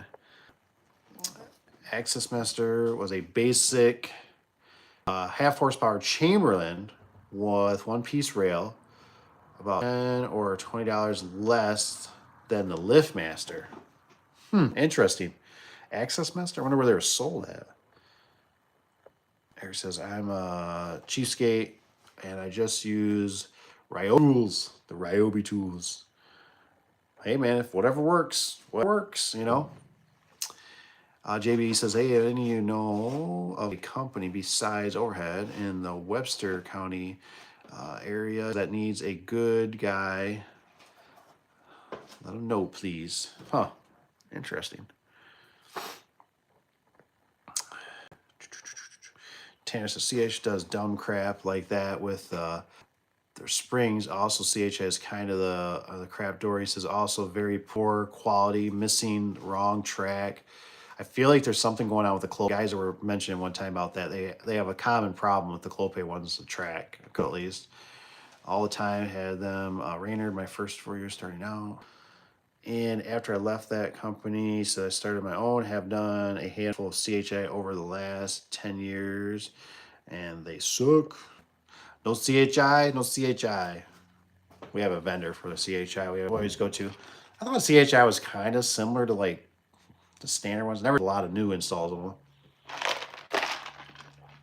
Tanner says, JB moved to Clare County, or is it Dickinson? He said, Iowa. Says that's where I'm at. I could use another good guy.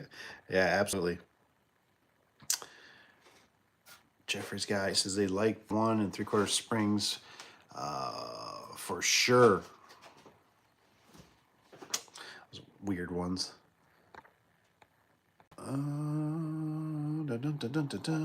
JB and Tanner, you got any? Maybe tomorrow we could talk. There you go. Like I said, always, I don't think do I got Tanner? I probably got your email. Tanner can always let me know. Eric, he says, let me know if you ever go out to Wayne Dalton plant. I'd love to meet up. Yeah, the Wayne Dalton plant, like I said, it was very interesting seeing everything. A lot of Amish. It's a big, heavy Amish area. You know, I'm hoping eventually I can get over to Service Spring. I like to see Service Spring. You know, and some of the other ones I wouldn't mind too. Like I said, it's always interesting to see how stuff. It was very mind opening. I think the big thing from the Wayne Dalton one is I realized when I watched the 9000 series doors, they basically run through a whole machine, right? It's very little labor in a sense. They go through this machine, they roll from it, it get injected with the foam, and basically at the end, it reminded me when I used to work at a factory, you made bumpers, I had like basically a cutoff, and it would cut the door sections to section, to length, and then people would slide them over to whatever, and then they put a few brackets on them and stuff like that. And I also realized, I went, oh, okay, so the humans are putting the brackets on. That's why the damn things are always, and so I thought they need to have a better tooling or something, a better jig to make sure those hinges, because the hinges are always crooked on those things, it seemed like. But I could see where it was way less labor. And then they had the other line that were making like, your standard non-insulated doors and that. And I mean, there was just people around, putting screws and brackets and just zip and that, and I thought, okay, I can see why this is cheaper to manufacture versus here you got a lot of labor, so it kind of made sense. Doo-doo-doo. Chancellor, are you in the Dodge? He says if it's a no-brainer to move a lot Fort Dodge. He says crap hole. He says we had another base in Fort Dodge for the company I started with, and we had to go help them sometimes. Just look up Rise Door Company in Spencer, Iowa. Shoot me a text or give me a call. He says we just bought another door company and can't remember that my new email is. I know how that goes. G says, I'd be interested in talking. He says, if you could give me an email or something we could call tomorrow, I could make your company money, make some money. That's what it's about. Like I said, just look them up, look them too. Just Google it, and then you'll get it all. There's information on there, probably email or even just shoot them a text and stuff like that. Just remember, go easy. It's Sunday. It's Sunday. Rise Door Spencer, gotcha. He says, thanks, man. Peter, he says, what's the name of that vendor that you talk about that sells the most LiftMaster? So that company is actually, that one is Maury's Door Service. Great dude. Lauren, his kid, Eric that runs it. I started out with them. Lauren was the one that kind of taught me. Lauren was the one that taught me to have a bigger vision, right? And he was the one that always told me about, and I seen that in myself a lot. And so that's why you can kind of like, how do you say it? If you try to grow and you try to grow too fast, the business can consume you. And I found that out, right? For me, that's why I had to go into the rentals, because it turns into this monster. Like, I mean, it's constant, like, and I've always told people, I said, I can sell till I'm blue in the face. That's not a problem. It's easy to sell. Our area, it needs more people in a sense, right? It needs more service guys. But it's when you rely on other people, that's where it gets to be difficult, right? If you don't get the right training, you don't have the right, it's a perpetual system. And he was the one that told me why he turned into a distributor. He said he was the one that he said, I watched my dad. He says, my dad was never around. He said he was always working. He said, and he was very disappointed. He said his dad was very disappointed when he said, he said, I built this from the ground up. He says, I got all these customers, and he says, you're not going to do service for them, just sell product. He says to other people, he said, what are you thinking? You're nuts. And, well, obviously it turned out to be, he wasn't nuts. It took him many years. Still remember we'd get, back in the day, we get these facts. That's how it all started. We didn't have the internet when I started. We did, but it was very primitive, right? But it was, we get these facts, and it would say, here's these prices, right? And I'm like, who is this company? Like, I don't know who this is. I don't even know where they're at. And it'd have like a name, address, phone number, and they give it like the whole price of these LiftMaster openers. And I think we were getting everything at the time exclusively through Wayne Dalton. And that's why I look at it now, even, thinking of it right now, I go, that was kind of silly. And hey, we got up to 14 likes, so thanks for the likes. But it just seemed really silly looking back in the day where I was like, we should have just went to the box store, especially for the residential. The commercial, obviously you gotta go with LiftMaster, you gotta go with dogs, you gotta go with bigger openers and stuff. But anyways, we finally started SHOT, and it was like, oh my gosh, like this is godsend, because what it was for us, what I found out you could start doing is I could actually use them as a hub. So I'd get to those one customers, right, that just ran into their garage door that they're like, oh my gosh, I got to get this, and I'd be like, it's not a problem. I was like, we can get you one tomorrow. Now I jack up the price, I'd add another $100, $200, $300 to it. And I'd run out and go get the door because I didn't have it in stock. So I'd run out there and I'd go get it. But they were the ones that got me even started with, I was like, I really don't know what to carry for garage door springs. And he's like, I'll give you a slew here, and this should get you out of most pickles. And so I really wish, in a nutshell, it's like that's why sometimes people starting out too, maybe you should kind of just make sure you pay attention to what your resources are in a sense, and then your demographic, depending on, what you want to do. Because it's almost like you gotta kind of like sometimes like in business, I almost feel like you gotta do it almost for like you enjoy your job, right? Don't be so focused on the money's nice, don't get me wrong. But if you're the person, I say, well, there's easier ways to make money. But it's one of those things that it's gonna be kind of passionate. Like it's ingrained into me. It's kind of like I always remember that semi truck driver when I was cutting grass at the shop I used to work at. I'd do it after hours. I'd cut their grass. I was out there in my little push mower, and this guy showed up, beautiful, sexy semi truck, just beautiful. He got out and he's all stretching, just a good old boy, right up to him. And I was like, man, I was like, what, tell me about truck driving. What do you like, blah blah. And he's like, I'll tell you one thing. He goes, once it's in your blood, he says, you just can't ever get rid of it. And I've kind of heard that even with the grass in a sense. I know the guy that his rotor cup and everything's all shot. Both ones had surgery, and he drives a forklift now. He sold the business or whatever, but he's the guy that was. He goes, you just can't ever. He goes, I got my aunt, I got my daughter, I got this. I go here and fix this one still. And I thought, sheesh, this guy's totally out of it now. And I mean, having a forklift, and he's still, ingrained into it. So it's just kind of fun. It's enjoyable, but I just always remember he was the one that really put some light to me that I just kind of went, I could see where it's when you're young, um, you don't see that stuff, right? You just don't see it. You just see that, the money, the contractor, the money's coming in. It's, I can buy the truck and I can buy this, and it can turn into a vortex. And the next thing you know, it's kind of like I've said, it's like when you buy those toys, but yet you're working so much you can't enjoy those toys. So it's like you bought the boat, you bought the snowmobiles. You know what I'm saying? It gets weird like that.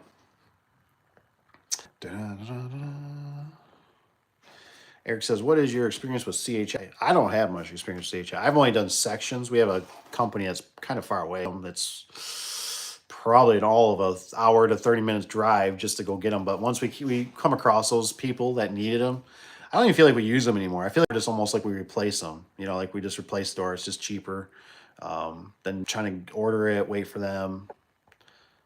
That guy says, what door brand lately has been the best quality control? Seem like most of them now have problems out of the box or not far down the line. Yeah, it's kind of what door brand lately has the best quality control. Well, I mean, was it Central? Like Tanner's probably talking about. They sound like they got their stuff. The one company, that LiftMaster, that big one, they sell the Midland. I've always had pretty decent with Midland. Like it's all kind of depends what your resources are. You know what I'm saying? Like there is problems though, and you got to either check them. So for instance, right? Let's take this for an example. It's just a little nugget. When I went and did this video, eventually come out on it, but I did the Menards, another Menards one. I go there, right? And this was my fault. I should have asked for pictures. I said, hey, I need pictures of that door. I need to know what you got. Got the days scheduled for it. I show up there. I'm looking at the boxes, and I went, crap. So these boxes, and they're 8x7 doors. I said, they say extension springs. I'm like, I'm not installing extension springs. I'm like, this guy already has extension springs. These doors work like crap. I'm not installing extension springs. I want the easy. Now, like I said, am I in love? No. But like I said, it's just better. And I had to make a decision. I was sitting there, I was prancing around. And what's weird about it, right, is I started thinking about it. I thought, well, maybe this guy wants to save some money. And I went, well, if I even do a spring conversion on it, now we're going to do labor. We're going to get it. I'm thinking we're like $300 into this. And I'm like, and we're still dealing with the door with rollers. The sections aren't the best. It's faded. And I'm like, but for $479 before X, he can get a whole new door. And that's upgrading. Because I called them. I actually first asked, I said, can we just change out the hardware? And they said, we don't change out hardware. You got to bring those doors back. And then, what you can do is upgrade to the doors. So I'm thinking he's getting a better door. It's insulated at least. It was vinyl back, not, scream home to mom about, but at least it comes with the easy set. So I'm like, make that decision. I went, well, he's got to take these back. You know what I mean? And now I would have had a picture. That was my fault. I could have told him, said, hey man, that's a no-go. But the beautiful part was, He did all the legwork. That was the beautiful part. That's what I'm trying to get some of you guys that are starting out, or maybe just try to open up your mind, because now I've been looking at it. And like I said, this is only really for residential. I just go, man, maybe we're doing stuff, just kind of, we're looking so focused at, well, if I get LiftMaster, I get Genie or whatever. Now people, they buy from the box store. I always say buy Chamberlain or buy a Genie. I said, don't, the rest of them are all junk, as far as I'm concerned. Real junk, Anytime, man. Does this mean I give Dave a kickback for a job finding service? Heck yeah, dog. Darn right. Gotta make $1. It says they literally were just talking about that last week, how Door Brand sells another Door Brand. No, that's all good. Overhead door, quadro and commercial door panels are awful. They're dumb glue onto ends. I set them completely off. Ugh. Ugh. Yeah, it's tough, especially when you got to provide it. When you got to provide the door, it's tough, man. Really tough. Like I said, I've told this story before. I had a buddy. I'm not gonna mention names. I don't think he watches. Hopefully, he don't watch. I had a buddy, great dude. I love him. He's a great dude. And anyways, he's like, dude, I need new doors for my house. And I'm like, yeah. He goes, yeah. And he's like, he said the first key word that he said to me. He said, they need to match as my front door. And I went, fuck. I said, I'm out. I was like, I got a bad experience with that with a lady through Clopay, and the brochure really matched. So you need to buy actually a physical sample. That's what you need to do. Learn that from Uncle Dave. Buy a physical sample, not the brochures. The brochures are not the exact color. So anyways, I remember they're out the right. It's one of those days. I'm having one of those days, man. The phone's ringing, and the guys are calling me like, hey, this ticked. And I'm like, what? And he's like, yeah, like the door doesn't match. And I'm like, what? And they're like, yeah, it doesn't match at all. Like it looks like her door looks reddish. This looks brown. And I'm like, so now I'm like looking at the brochure. I don't have a physical sample. I don't have a write-off on it. Everything's screwed up. Everything's horrible. And so I'm just like, I'm trying to call Clopay on it. I'm thinking they sent me the wrong thing, even though the stickers, but I'm thinking the sticker's wrong on the door. It was a nightmare. Finally, they came to the conclusion. They called me back and they said, she's going to just repaint her front door. And I went, oh, I said, thank you. Thank you. Thank you. And she didn't have to, right? She could have just kept pushing on me. And so when my buddy, right, when he says, hey, I want, and I said, dude, I tell you what, man, I said, I'll give you a sweet deal. I give you a sweet deal. I go to the store. I said, I go with you. Yeah, I go with you, man. I go. We go to this store called Menards. They sell Ideal. It's Clopay. It's really Clopay. And I said, we get your door. We get your door from there. You can finance it. You can put it on credit card. He's like, no. I want to pay you. And I'm like, no. You don't pay me. No, I take case of beer. Yeah, case of beer. I need case of beer and some tacos. And I'm good. You know what I mean? Like that. And the reason I was doing that is because I wanted nothing to do with the front door. Because if I have to match that front door, if it doesn't, oh man, this sucks. You know what I mean? Let's take it back. You reorder another one. Try it. But I was not going to be on the hook for it. Way too much time. Way too much energy. No, thank you. Plus, I have to order the samples. Sometimes they want you to pay for those samples, which most of the time my vendors don't because we buy enough from them. But it was just, when you got to order 3 or 5, and they're like, can you just ask the customer what they really want? I'm like, I don't know, because it's going to be a shade off and they're going to be flipped out. So whenever they ask you for the front door, I just recommend stay away from it. Go with a box store, my 2 cents. Tanner says, does CHA still have options inside door printing? You can send them any picture of design. They will put it on the inside. I don't know.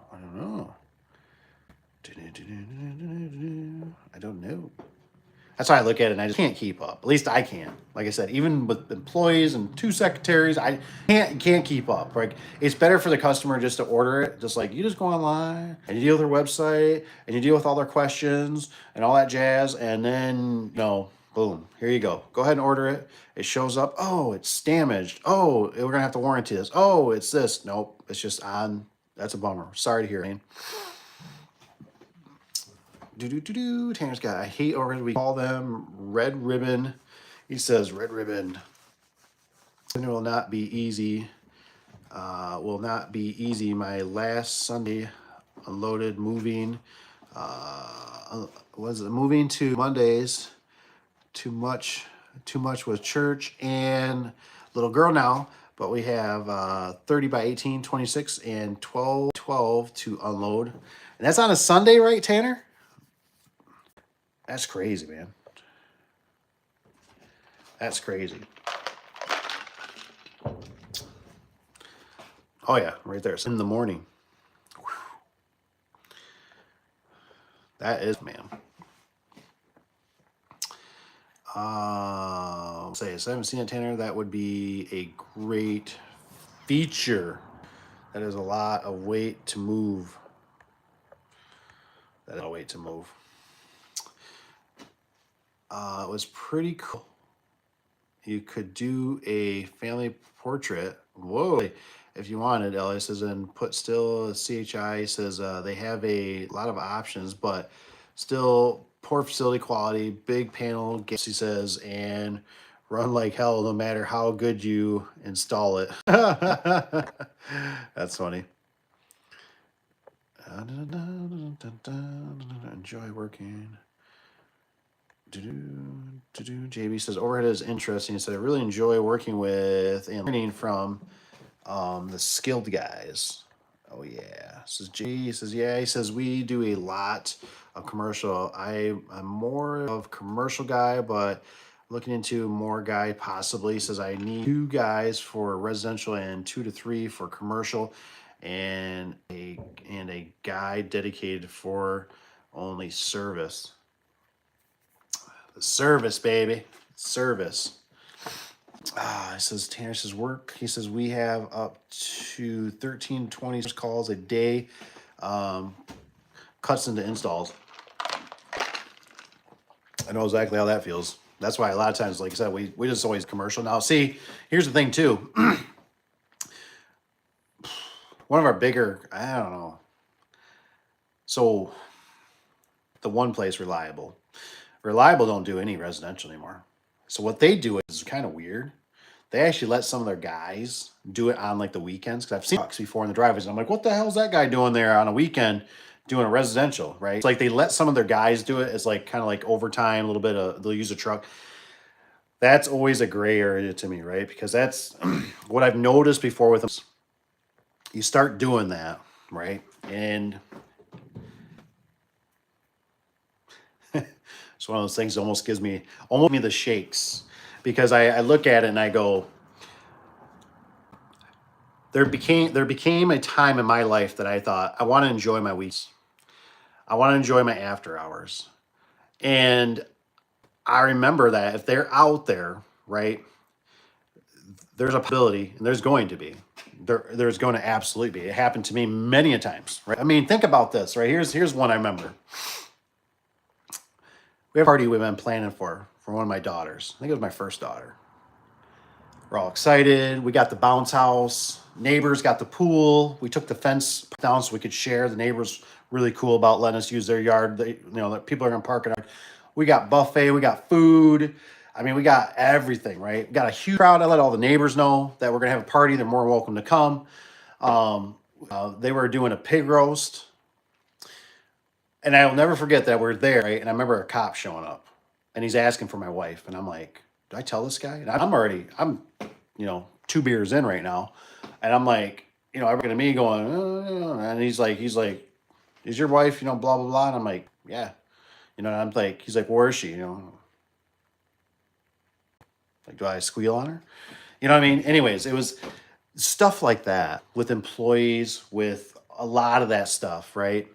And I remember a guy, he was hard up for money all the time, right? He finally, his truck broke down. So I told him, I said, you can take the work truck. I said, take the work truck home. And he's calling me, 6, 7 o'clock at night when I'm eating dinner with my family. He's calling me and he's like, hey man, he's like, my buddy's down at the bar.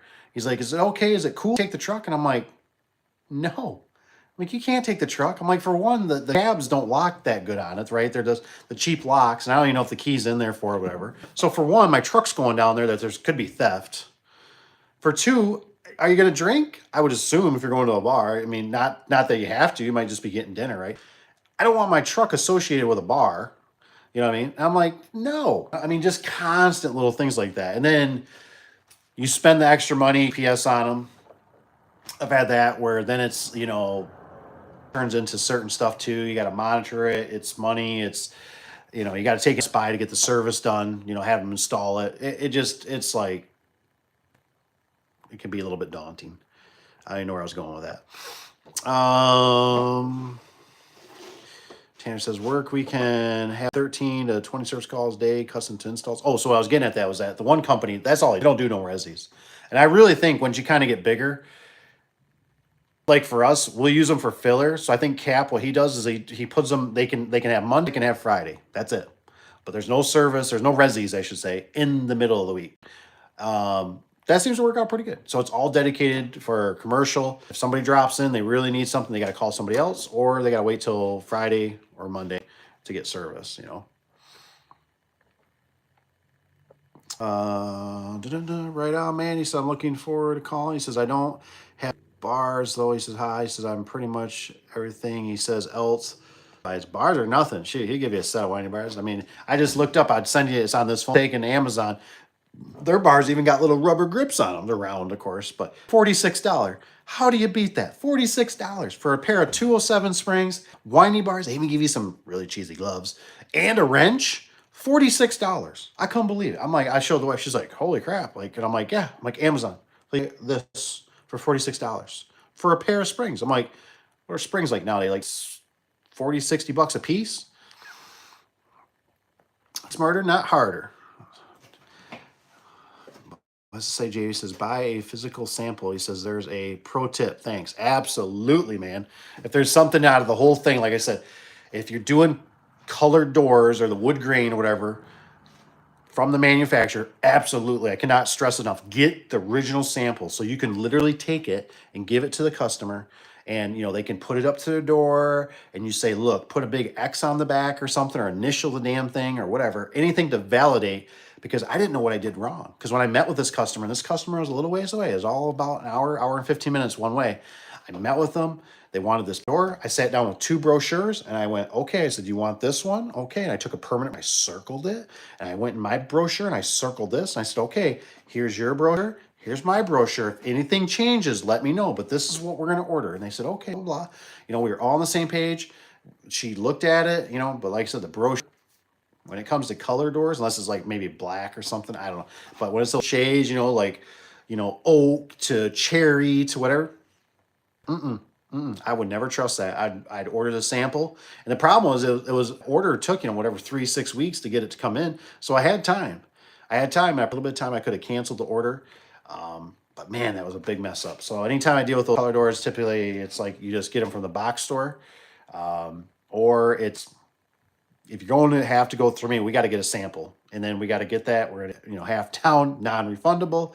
Like we're not getting screwed on this. Tanner says, ideal, Clopay or Holmes. He says, all the same. I don't think I know the Holmes one. JB says, Tanner, I've been working since I started started why they didn't have winders. Ooh, the winders. Tanner says, ideal is Menards. Is more professional, and Home local lumberyard. Tanner's got because JB is a bigger corporation, they don't really care about their guys. They are expensive, but they really pay for themselves and a few jobs. Better on the arms to use the winders. Yeah, the winders it's one of those things. It's all about the prep work. You know what I mean? Not in the garage door business too. It's really a lot about all the prep work behind the scenes, making sure there's got stuff furred out right, making sure you got the right stuff ordered, double, triple checking, you got the right dimensions. It's all about, that's what a lot of it's about, is all the prep work. It's just same thing, you know what I mean? You're doing something now to hopefully benefit you in the future too. You know what I mean? You're saving your body. You're using the machine or the leverage, right? Using the leverage to do the work versus your shoulders. So that's what's really hard. That's one thing I've noticed across the board with a lot of garage door guys, shoulder problems. And I even had suffered with that for quite a long time. I noticed for myself, I'd always have to sleep. I don't know why it was, but I always had neck and I'd have to sleep with my arms behind my head when I sleep at night. Otherwise I couldn't relieve. I don't really have that problem anymore. I don't huff them as much as I used to. Uh, Here's, I got some cheap winder bars. They said at Menards for like 12 bucks. Yeah. Well, now you can get them on Amazon. You get those on Amazon. I have, what is it? Tanner says I have Resi bars. Ellie says light as a feather, but 100 bucks. Where'd you get those at? I'm just curious where you got those at, Tanner. That Service Spring or something? Man, it's cool getting to learn door stuff from y'all. God bless the internet. That's right. Well, that's what we're here for. That's what we enjoy. Small ties. Tanner says yes. He says Menards has steel bars on the spring rack. He says between springs and opener extension rails at our local work or location work in a pinch. Yep, it's nice. I'm really glad that they actually have them because I can't tell you how many times I come across as somebody, right, or you travel somewhere and your vacation or something, or one was like for Caleb, was kind of new into it, and I forget what he was doing, but I was like, yeah, I gave you winding bars, didn't I? You know, and he's like, yeah, he's like, I got those one set. He's like, I carry with them with all the time with my tools, and I just thought, good, you know. But it was nice to know because he's a little ways away from me. It's nice to know to say, hey man, if you don't have any, like you need to dump, because he sent me a picture and he's like, they were doing siding or something where he's working, and he's like, they're telling me we gotta do this, like really should take down the spring, don't you think? And I'm like, yeah, like it'd be a lot easier to take the spring down, dude. So, but again, it's nice to have that option to go, if you don't have winding bars, God, please don't use like screwdrivers. I've seen people use flathead screwdrivers and stuff, weird kinds of, you know, go to Menards, they got them in stock, you know, that'll get you out of a pinch, like you said.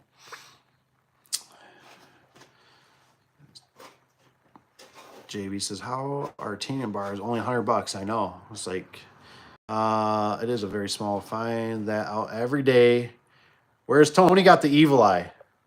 Tony got the evil eye from the wifey. He had to spend some time with the wifey. She needs some love. She needs some love. So Tony had to go. He said he was getting the stink eye.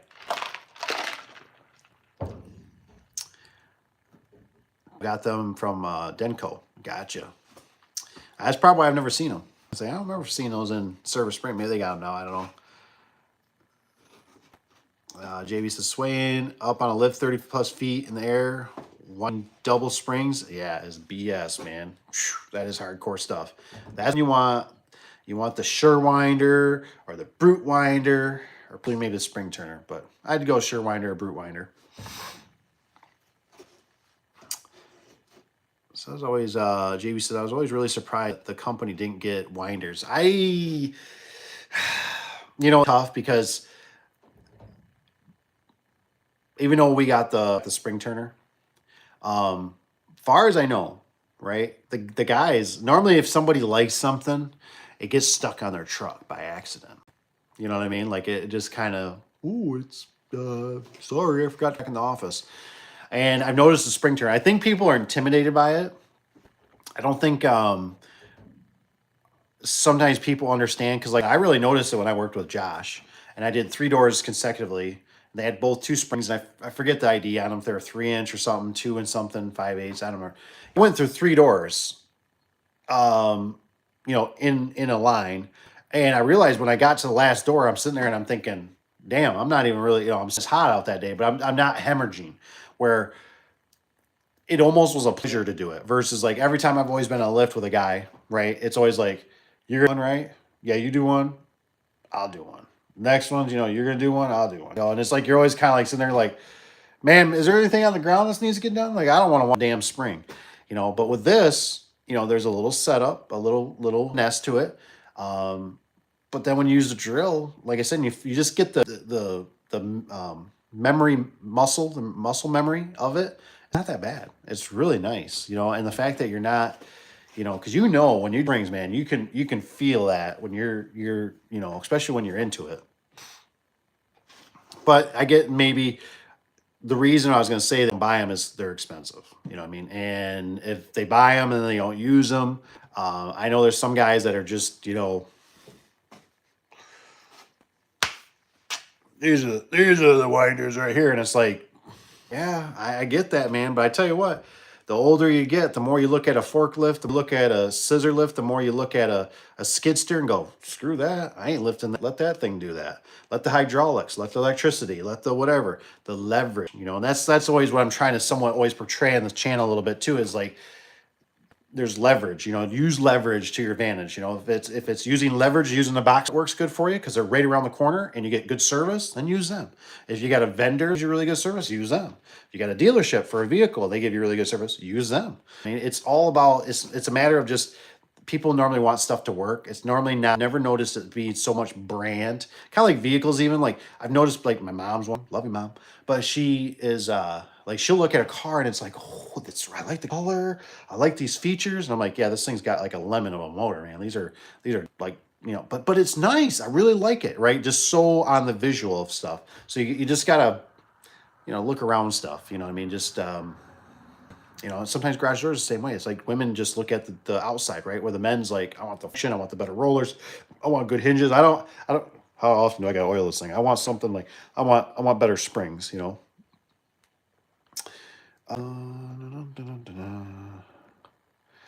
Surprise winders. He says a lot of them don't know. He says 3 other local companies, they don't have them or just got them. He says was having cuff problems and my wife ordered it and way good now. Heck yeah, man.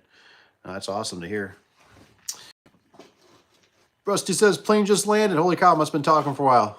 All right, Rusty. Get settled in, man. We'll do another one. Like I said, I probably won't stand here too much longer because it's bedtime. That's all we did, man. He says, "What's up, Billy?" Says, "What died?" Fish says, "When it hit the wall." He said, "Was it damn?" Oh, that's funny. But got to do service. But I got to do service. Resi commercial installs. Nice. Rusty said, I'm still enjoying duplex springs. He says, like lifting weights feels good. It's like the Arnold Schwarzenegger. Feels good, man. What JB says, what is guy? He says, weirdly, there was no end or discussions, he says, of a winder. I asked about it a few times. He says, everyone has been around for a while, has messed up shoulders, elbows, and thumbs. Yeah. It's one of those, I know it's tough, right? But I'm always really surprised.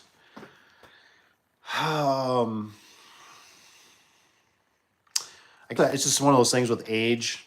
You know what I mean? Like I know,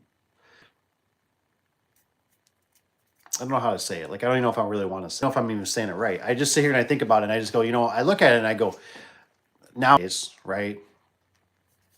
And I know money's tight nowadays, so it's hard to spend $1,200-$1,500 on a winder. You know what I mean? But I look at it also and I go, you pay for a good pair of boots, mate, right? You want a good pair of boots. You like your certain pants that you wear. Maybe you got a certain leather carry on, a flashlight. You like a certain wallet, a certain knife. It's the same thing. It's a more expensive item and it is work related. But I tell you what, I look at that and I just go, nowadays, if I was even working for somebody else, I'd say, hey, I'm buying myself a winder, dude. Like, I don't care about you guys. Maybe if you're cool, would you like help me off or something? Like every week on my paycheck, give me, $20 towards it or just half. Or regardless, depending on if this is something you want to do for many years, maybe you keep it because you're gonna maybe start your own business or you're gonna work somewhere else, and make sure you engrave that puppy. It's 100% yours.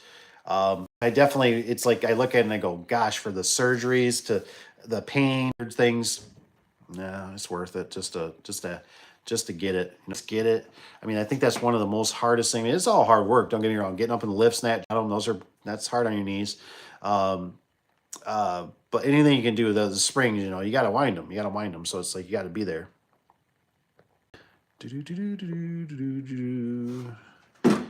Let's James. Whoa. Hello, shovel.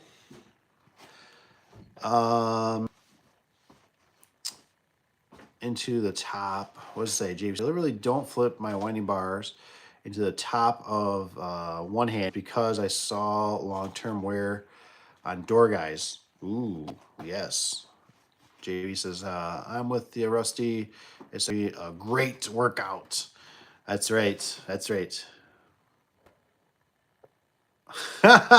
Peter, that's a good one, man. Peter, he says, Papa Tony has missed out on this Surewinder talk. That's true. You know what though? You know what's really funny? I'll tell you something that's kind of funny about Tony, and we'll see if he really listens all the end. So Tony, you hit me up and let me know. Just text me and say, Dave, I listened to the end. You say, I listened to the end, you jerkwad, because he'll actually go back and watch the whole videos. He's really, really into the garage door stuff that much. I definitely admire Tony. He's I want to use this name. I haven't asked for his blessing yet. I feel like I'm gonna call him, he's gonna be Papa Tony. Something like that. We got to come up with Papa Tony. I don't think I can really do Tony, but he's right up there. I don't know if he's one of our oldest members. He's young at heart, or at mine, that's for sure. You know, he's up there a little bit though. But I just feel like I always when I he's just a great dude. He's kind of become almost like a I call it like a garage door dad to me. He's a great dude. He's just fun. He's a hoot. He sends me all kinds of weird things, little stuff that he's got going on, and he's definitely really into it. He's which is great. You know what I mean? He's got such great information too. You know what I mean? So, and he's actually, now I think of it too, he's got a channel. So it's Tony Miller, right? If I'm saying it right. So we'll have to do something. I'll have to, darn, I was just thinking about it. Tony should have sent me a business card when he sent me that little keychain thing. Dang it, that would have been great. You know what I mean? So maybe the next time, maybe we send something, I can get one of his business cards or something or whatever.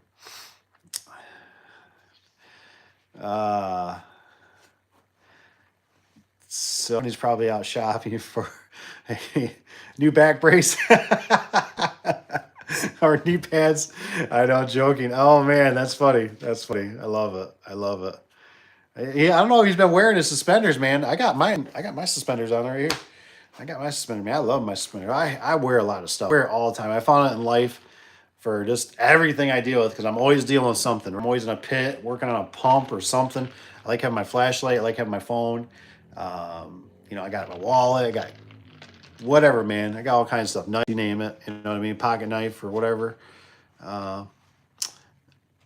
Laser recommendations. Gotta love the old guys. That's right, JB. Man, I don't know. I don't know on the laser. I got the Milwaukee, but I'm bummed. I wish I would have spent the extra. Maybe it was another $100. Might be another $2. But I was already up at like whatever $400 somewhere in there. And I was just bummed because the laser comes in really handy, especially if you're kind of like me, like I'm dealing with rentals, I'm dealing with houses, with all kinds of little projects, and there was a couple. I think it was the 360. I wish it would have done the 360. You know what I mean? Where I could have just whole room for like if you're doing like a drop ceiling and stuff like that. So mine only does the upright, and then it does the horizontal. So I really wish I would have spent a little bit more money, got a little better. But the Milky One's been working good. The battery lasts a long time. It's rechargeable. It seems to work. I think you're not going to go wrong with maybe like a DeWalt or something. Bosch, probably makes them. Just some of the features. If you watch YouTube University, they'll show some of the features. I just wish, like I said, I was a little bit. Just didn't want to spend the extra $100-$200, and now I keep looking at it every time I have it, and I have certain features. I'm like, God darn it, I should just spend another $100 because now if I try to replace that, I got to go the whole initial $400 to $600, and what do I do with this one? It's like just a bummer. Okay, so magnetic. Mine is magnetic, has a base in the back, and then I use it on a tripod that's got a little screw that goes in the bottom. It's kind of similar to like cameras. It's like its own little. So like I use that camera sometimes for my phone for videoing, or a iPod for the laser to sit on. So it works pretty universal. So that's kind of nice one. Gotta go. Thanks, y'all. Advice. See y'all. Have a good one. Been looking into lasers. He says Tanner's got some of my brother's builder houses and gave me a few options, but I've not pulled the trigger on one yet. I think it would be nice for spring pads and hanging tracks. I think so. Like I said, it works. I like it for just getting the tracks all level and like can use it.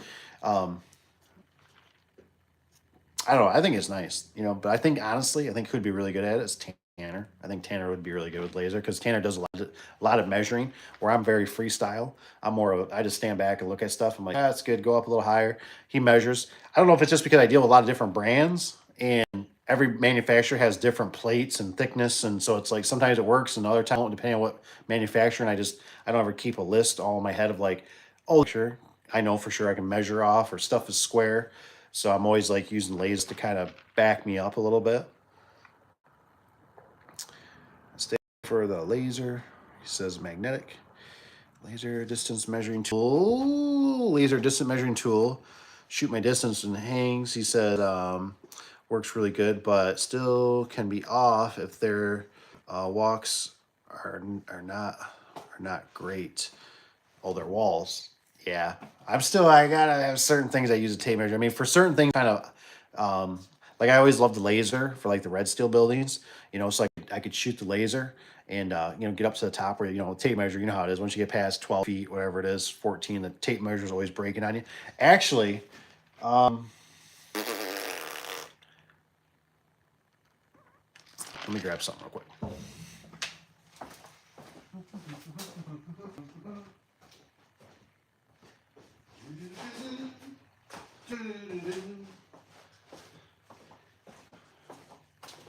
I bet you nobody's got one of these. I found this. I think I got this. This is from Japan or something. Something weird, but I really like this thing. I had a lot of problems with red steel buildings getting me screwed off on their measurements. So this thing, I forget how far this goes. Yeah, it's right there. There you go. You can find it if you need to. It shows up. It's made in Japan. But anyways, we got this, right there. And this all extends. And what's cool about it is you're extending, it's showing you the dimensions. So right now we are up 5 foot 8 inches. And I believe it's from the base. So what I can do with this, which is really nice, is I can set this right on the ground. Let's say we're gonna go to my track. I wanna know that's my top of my red steel. Bam. What's nice is it's right here. I don't know if you guys can see it so much, but it's right here. It's up, you know, right by your belly button-ish, a little higher. And I am sitting at 6'7". So it is exactly 6'7" from the ground to the top of my track. This thing is great because I don't trust, you know, you ever try to run the laser, you know, always like you're on the ground and you're trying to like, you know, and I've had really tight situations where the builder something really goofy and I'm like, dude, this thing's got to make it, man. And I forget how much I paid for it, but this thing has been a real nice. They'll kind of stick together. They kind of did a little better on their stick together part, I guess, but like there's that, and then it keeps going up. I believe, I forget how far it goes. It's like, I don't know if it's 24 feet or something. In Japan, six digital reader multi. But I like that it's I just like that it's mechanical in a sense, right? It's not the digital because like I said, it just works out great. This is really nice. That this just clips onto a piece of red steel. You pull down, boom. Very nice. Comes in a box, but it comes with this little carrying case too. I guess you can put it on your shoulder if you want. I don't know. Works nice.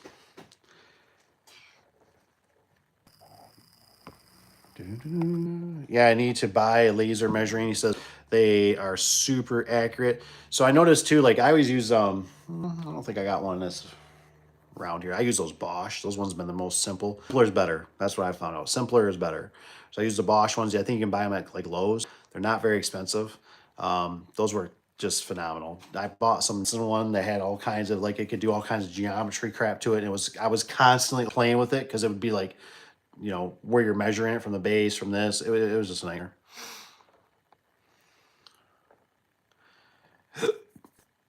JB said, love him for minute. What's up? Ella, you should be sleeping. Are we doing good?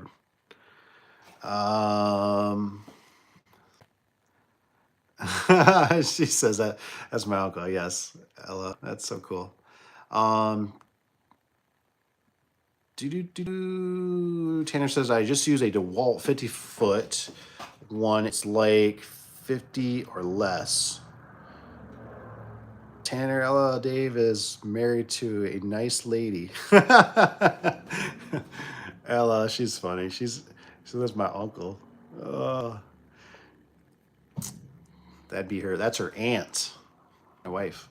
I was eyeballing that 100-foot one in, what was that? Borgrams?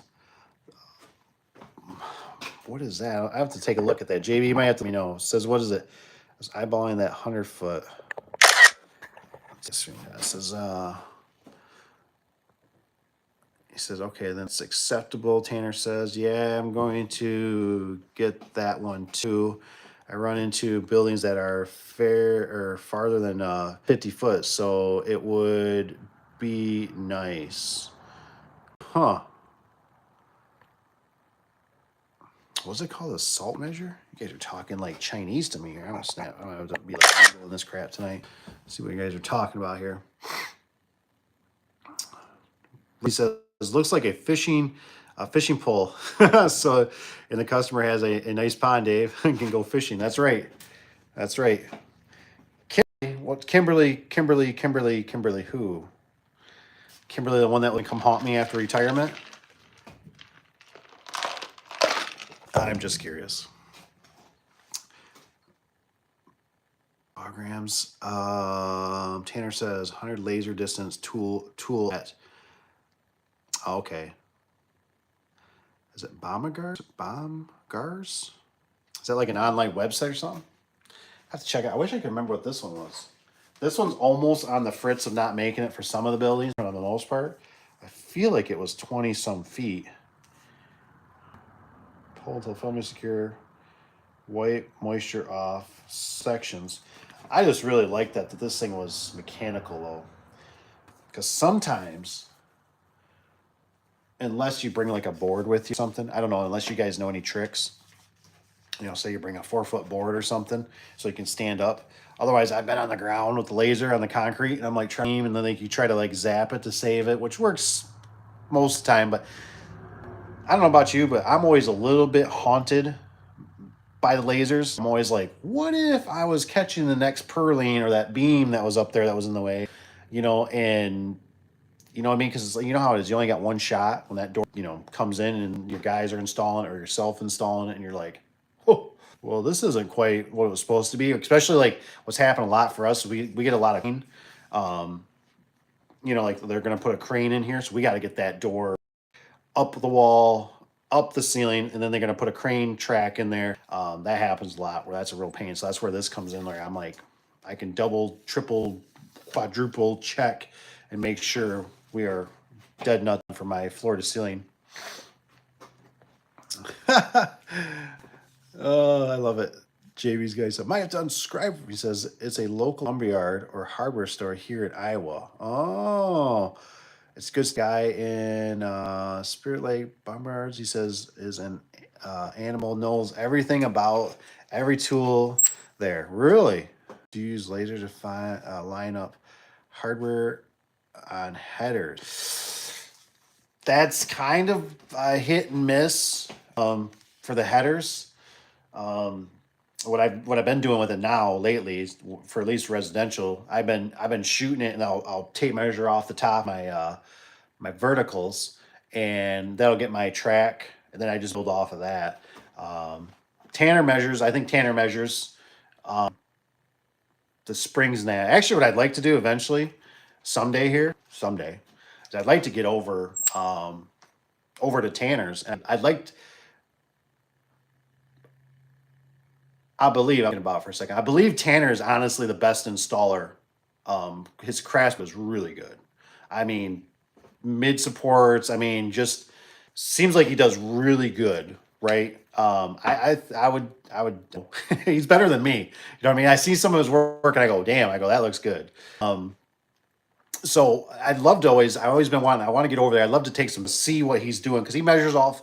He'll measure off some of the walls and stuff, and like I said, I'm not really like that. I'm kind of a freestyle guy where it's like you know, like I might build the door and then I might bring the door up partially, right? And I'll actually just sight down the track, and I just get my, you know, my stuff will all be ready, and I'll just go with that, you know what I mean? Where he's using more measurements, which sometimes is a good thing, guys. Sometimes it's not a bad, it's a bad thing. You know, I had a guy I worked with, was actually a friend. I remember we did. He knew the distance. It was like half or something. He'd measure the track, right? So he's like, your flag's going to be 2.5 over on each side, blah blah blah. So he measured the door. He marked it with a pencil, and then he the whole side of the door as wood jam with the level. And he's like, he goes, then you got to put your flag out and you just zip it and you're good to go. Okay. Well, we did that. I remember we got up towards the top. The door was doing something wonky, and it's like, okay, well, the door's level. We're getting tight. And I was like, well, I was on one side, he's on the other. And I said, well, what do you want to do over here? I said, we're getting tight. I said, you know, I'm on my line where you marked it with the level. And he's like, well, we got to move it over. And I was like, okay. Well, I just thought, well, why did we mark it then? I guess it gave us a reference. So it's always interesting. I actually personally love it. I love seeing how guys put stuff together, because sometimes I look at it and go, damn, I go, that's a really good idea. And sometimes I go, I don't know, that might be the same or it takes longer doing it that way. Some people wind springs, they do the whole vice grips things. You know, I don't do that. I wind the spring, I tighten the spring down, I make sure my shaft's where it's supposed to be. I clamp that spring down, then I work off of that. I go my bearings, or not my bearings, but the drums and stuff. Because I'm a very frugal person, right? I look at it like less is more to me. I'd rather, you know, but a lot of the guys at the shop still do it. And I don't bash them for it. I go, whatever you feel safe, man. Whatever to keep you from losing an eye, a finger, getting whacked in the head, or you're confused, sweating bullets on it. Do whatever you got to do, because what you know what we do is a very dangerous business. And so, you know, the last thing you want is, you know, an employee telling you, well, I did it the way you told me to do it, and then you know, now I got hurt, and you're like, well, it's not no good.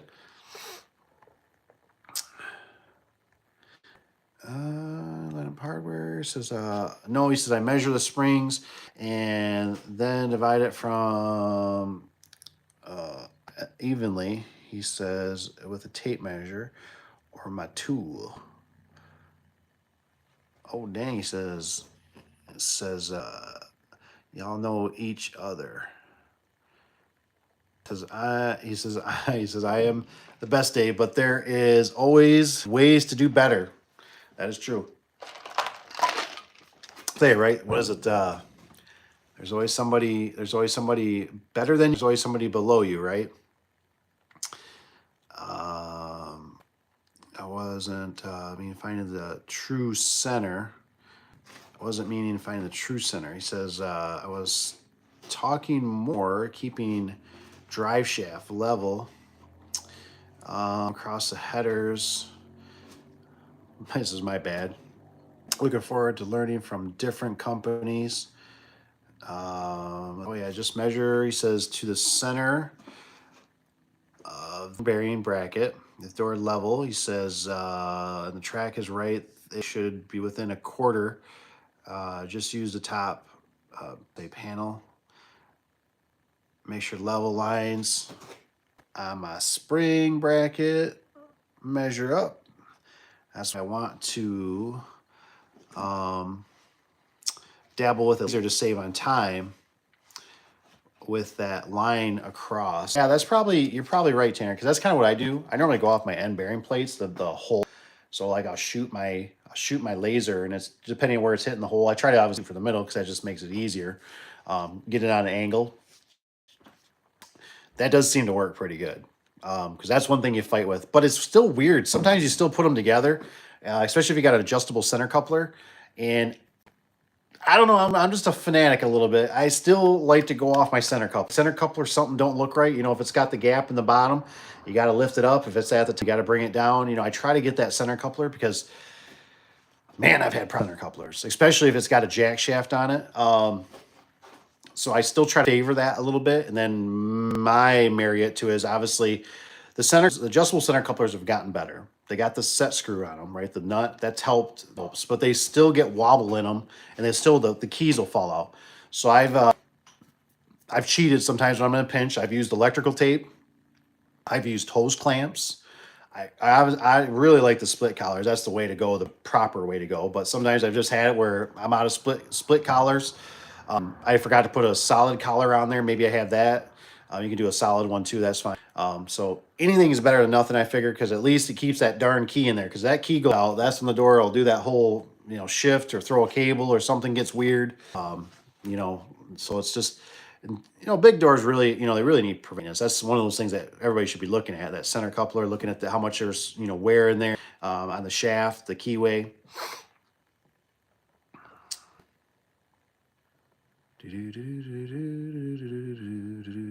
Pieces of on across double laser cross. Yeah, it feels faster. You can you can use chalk line, but you really need to pull it tight.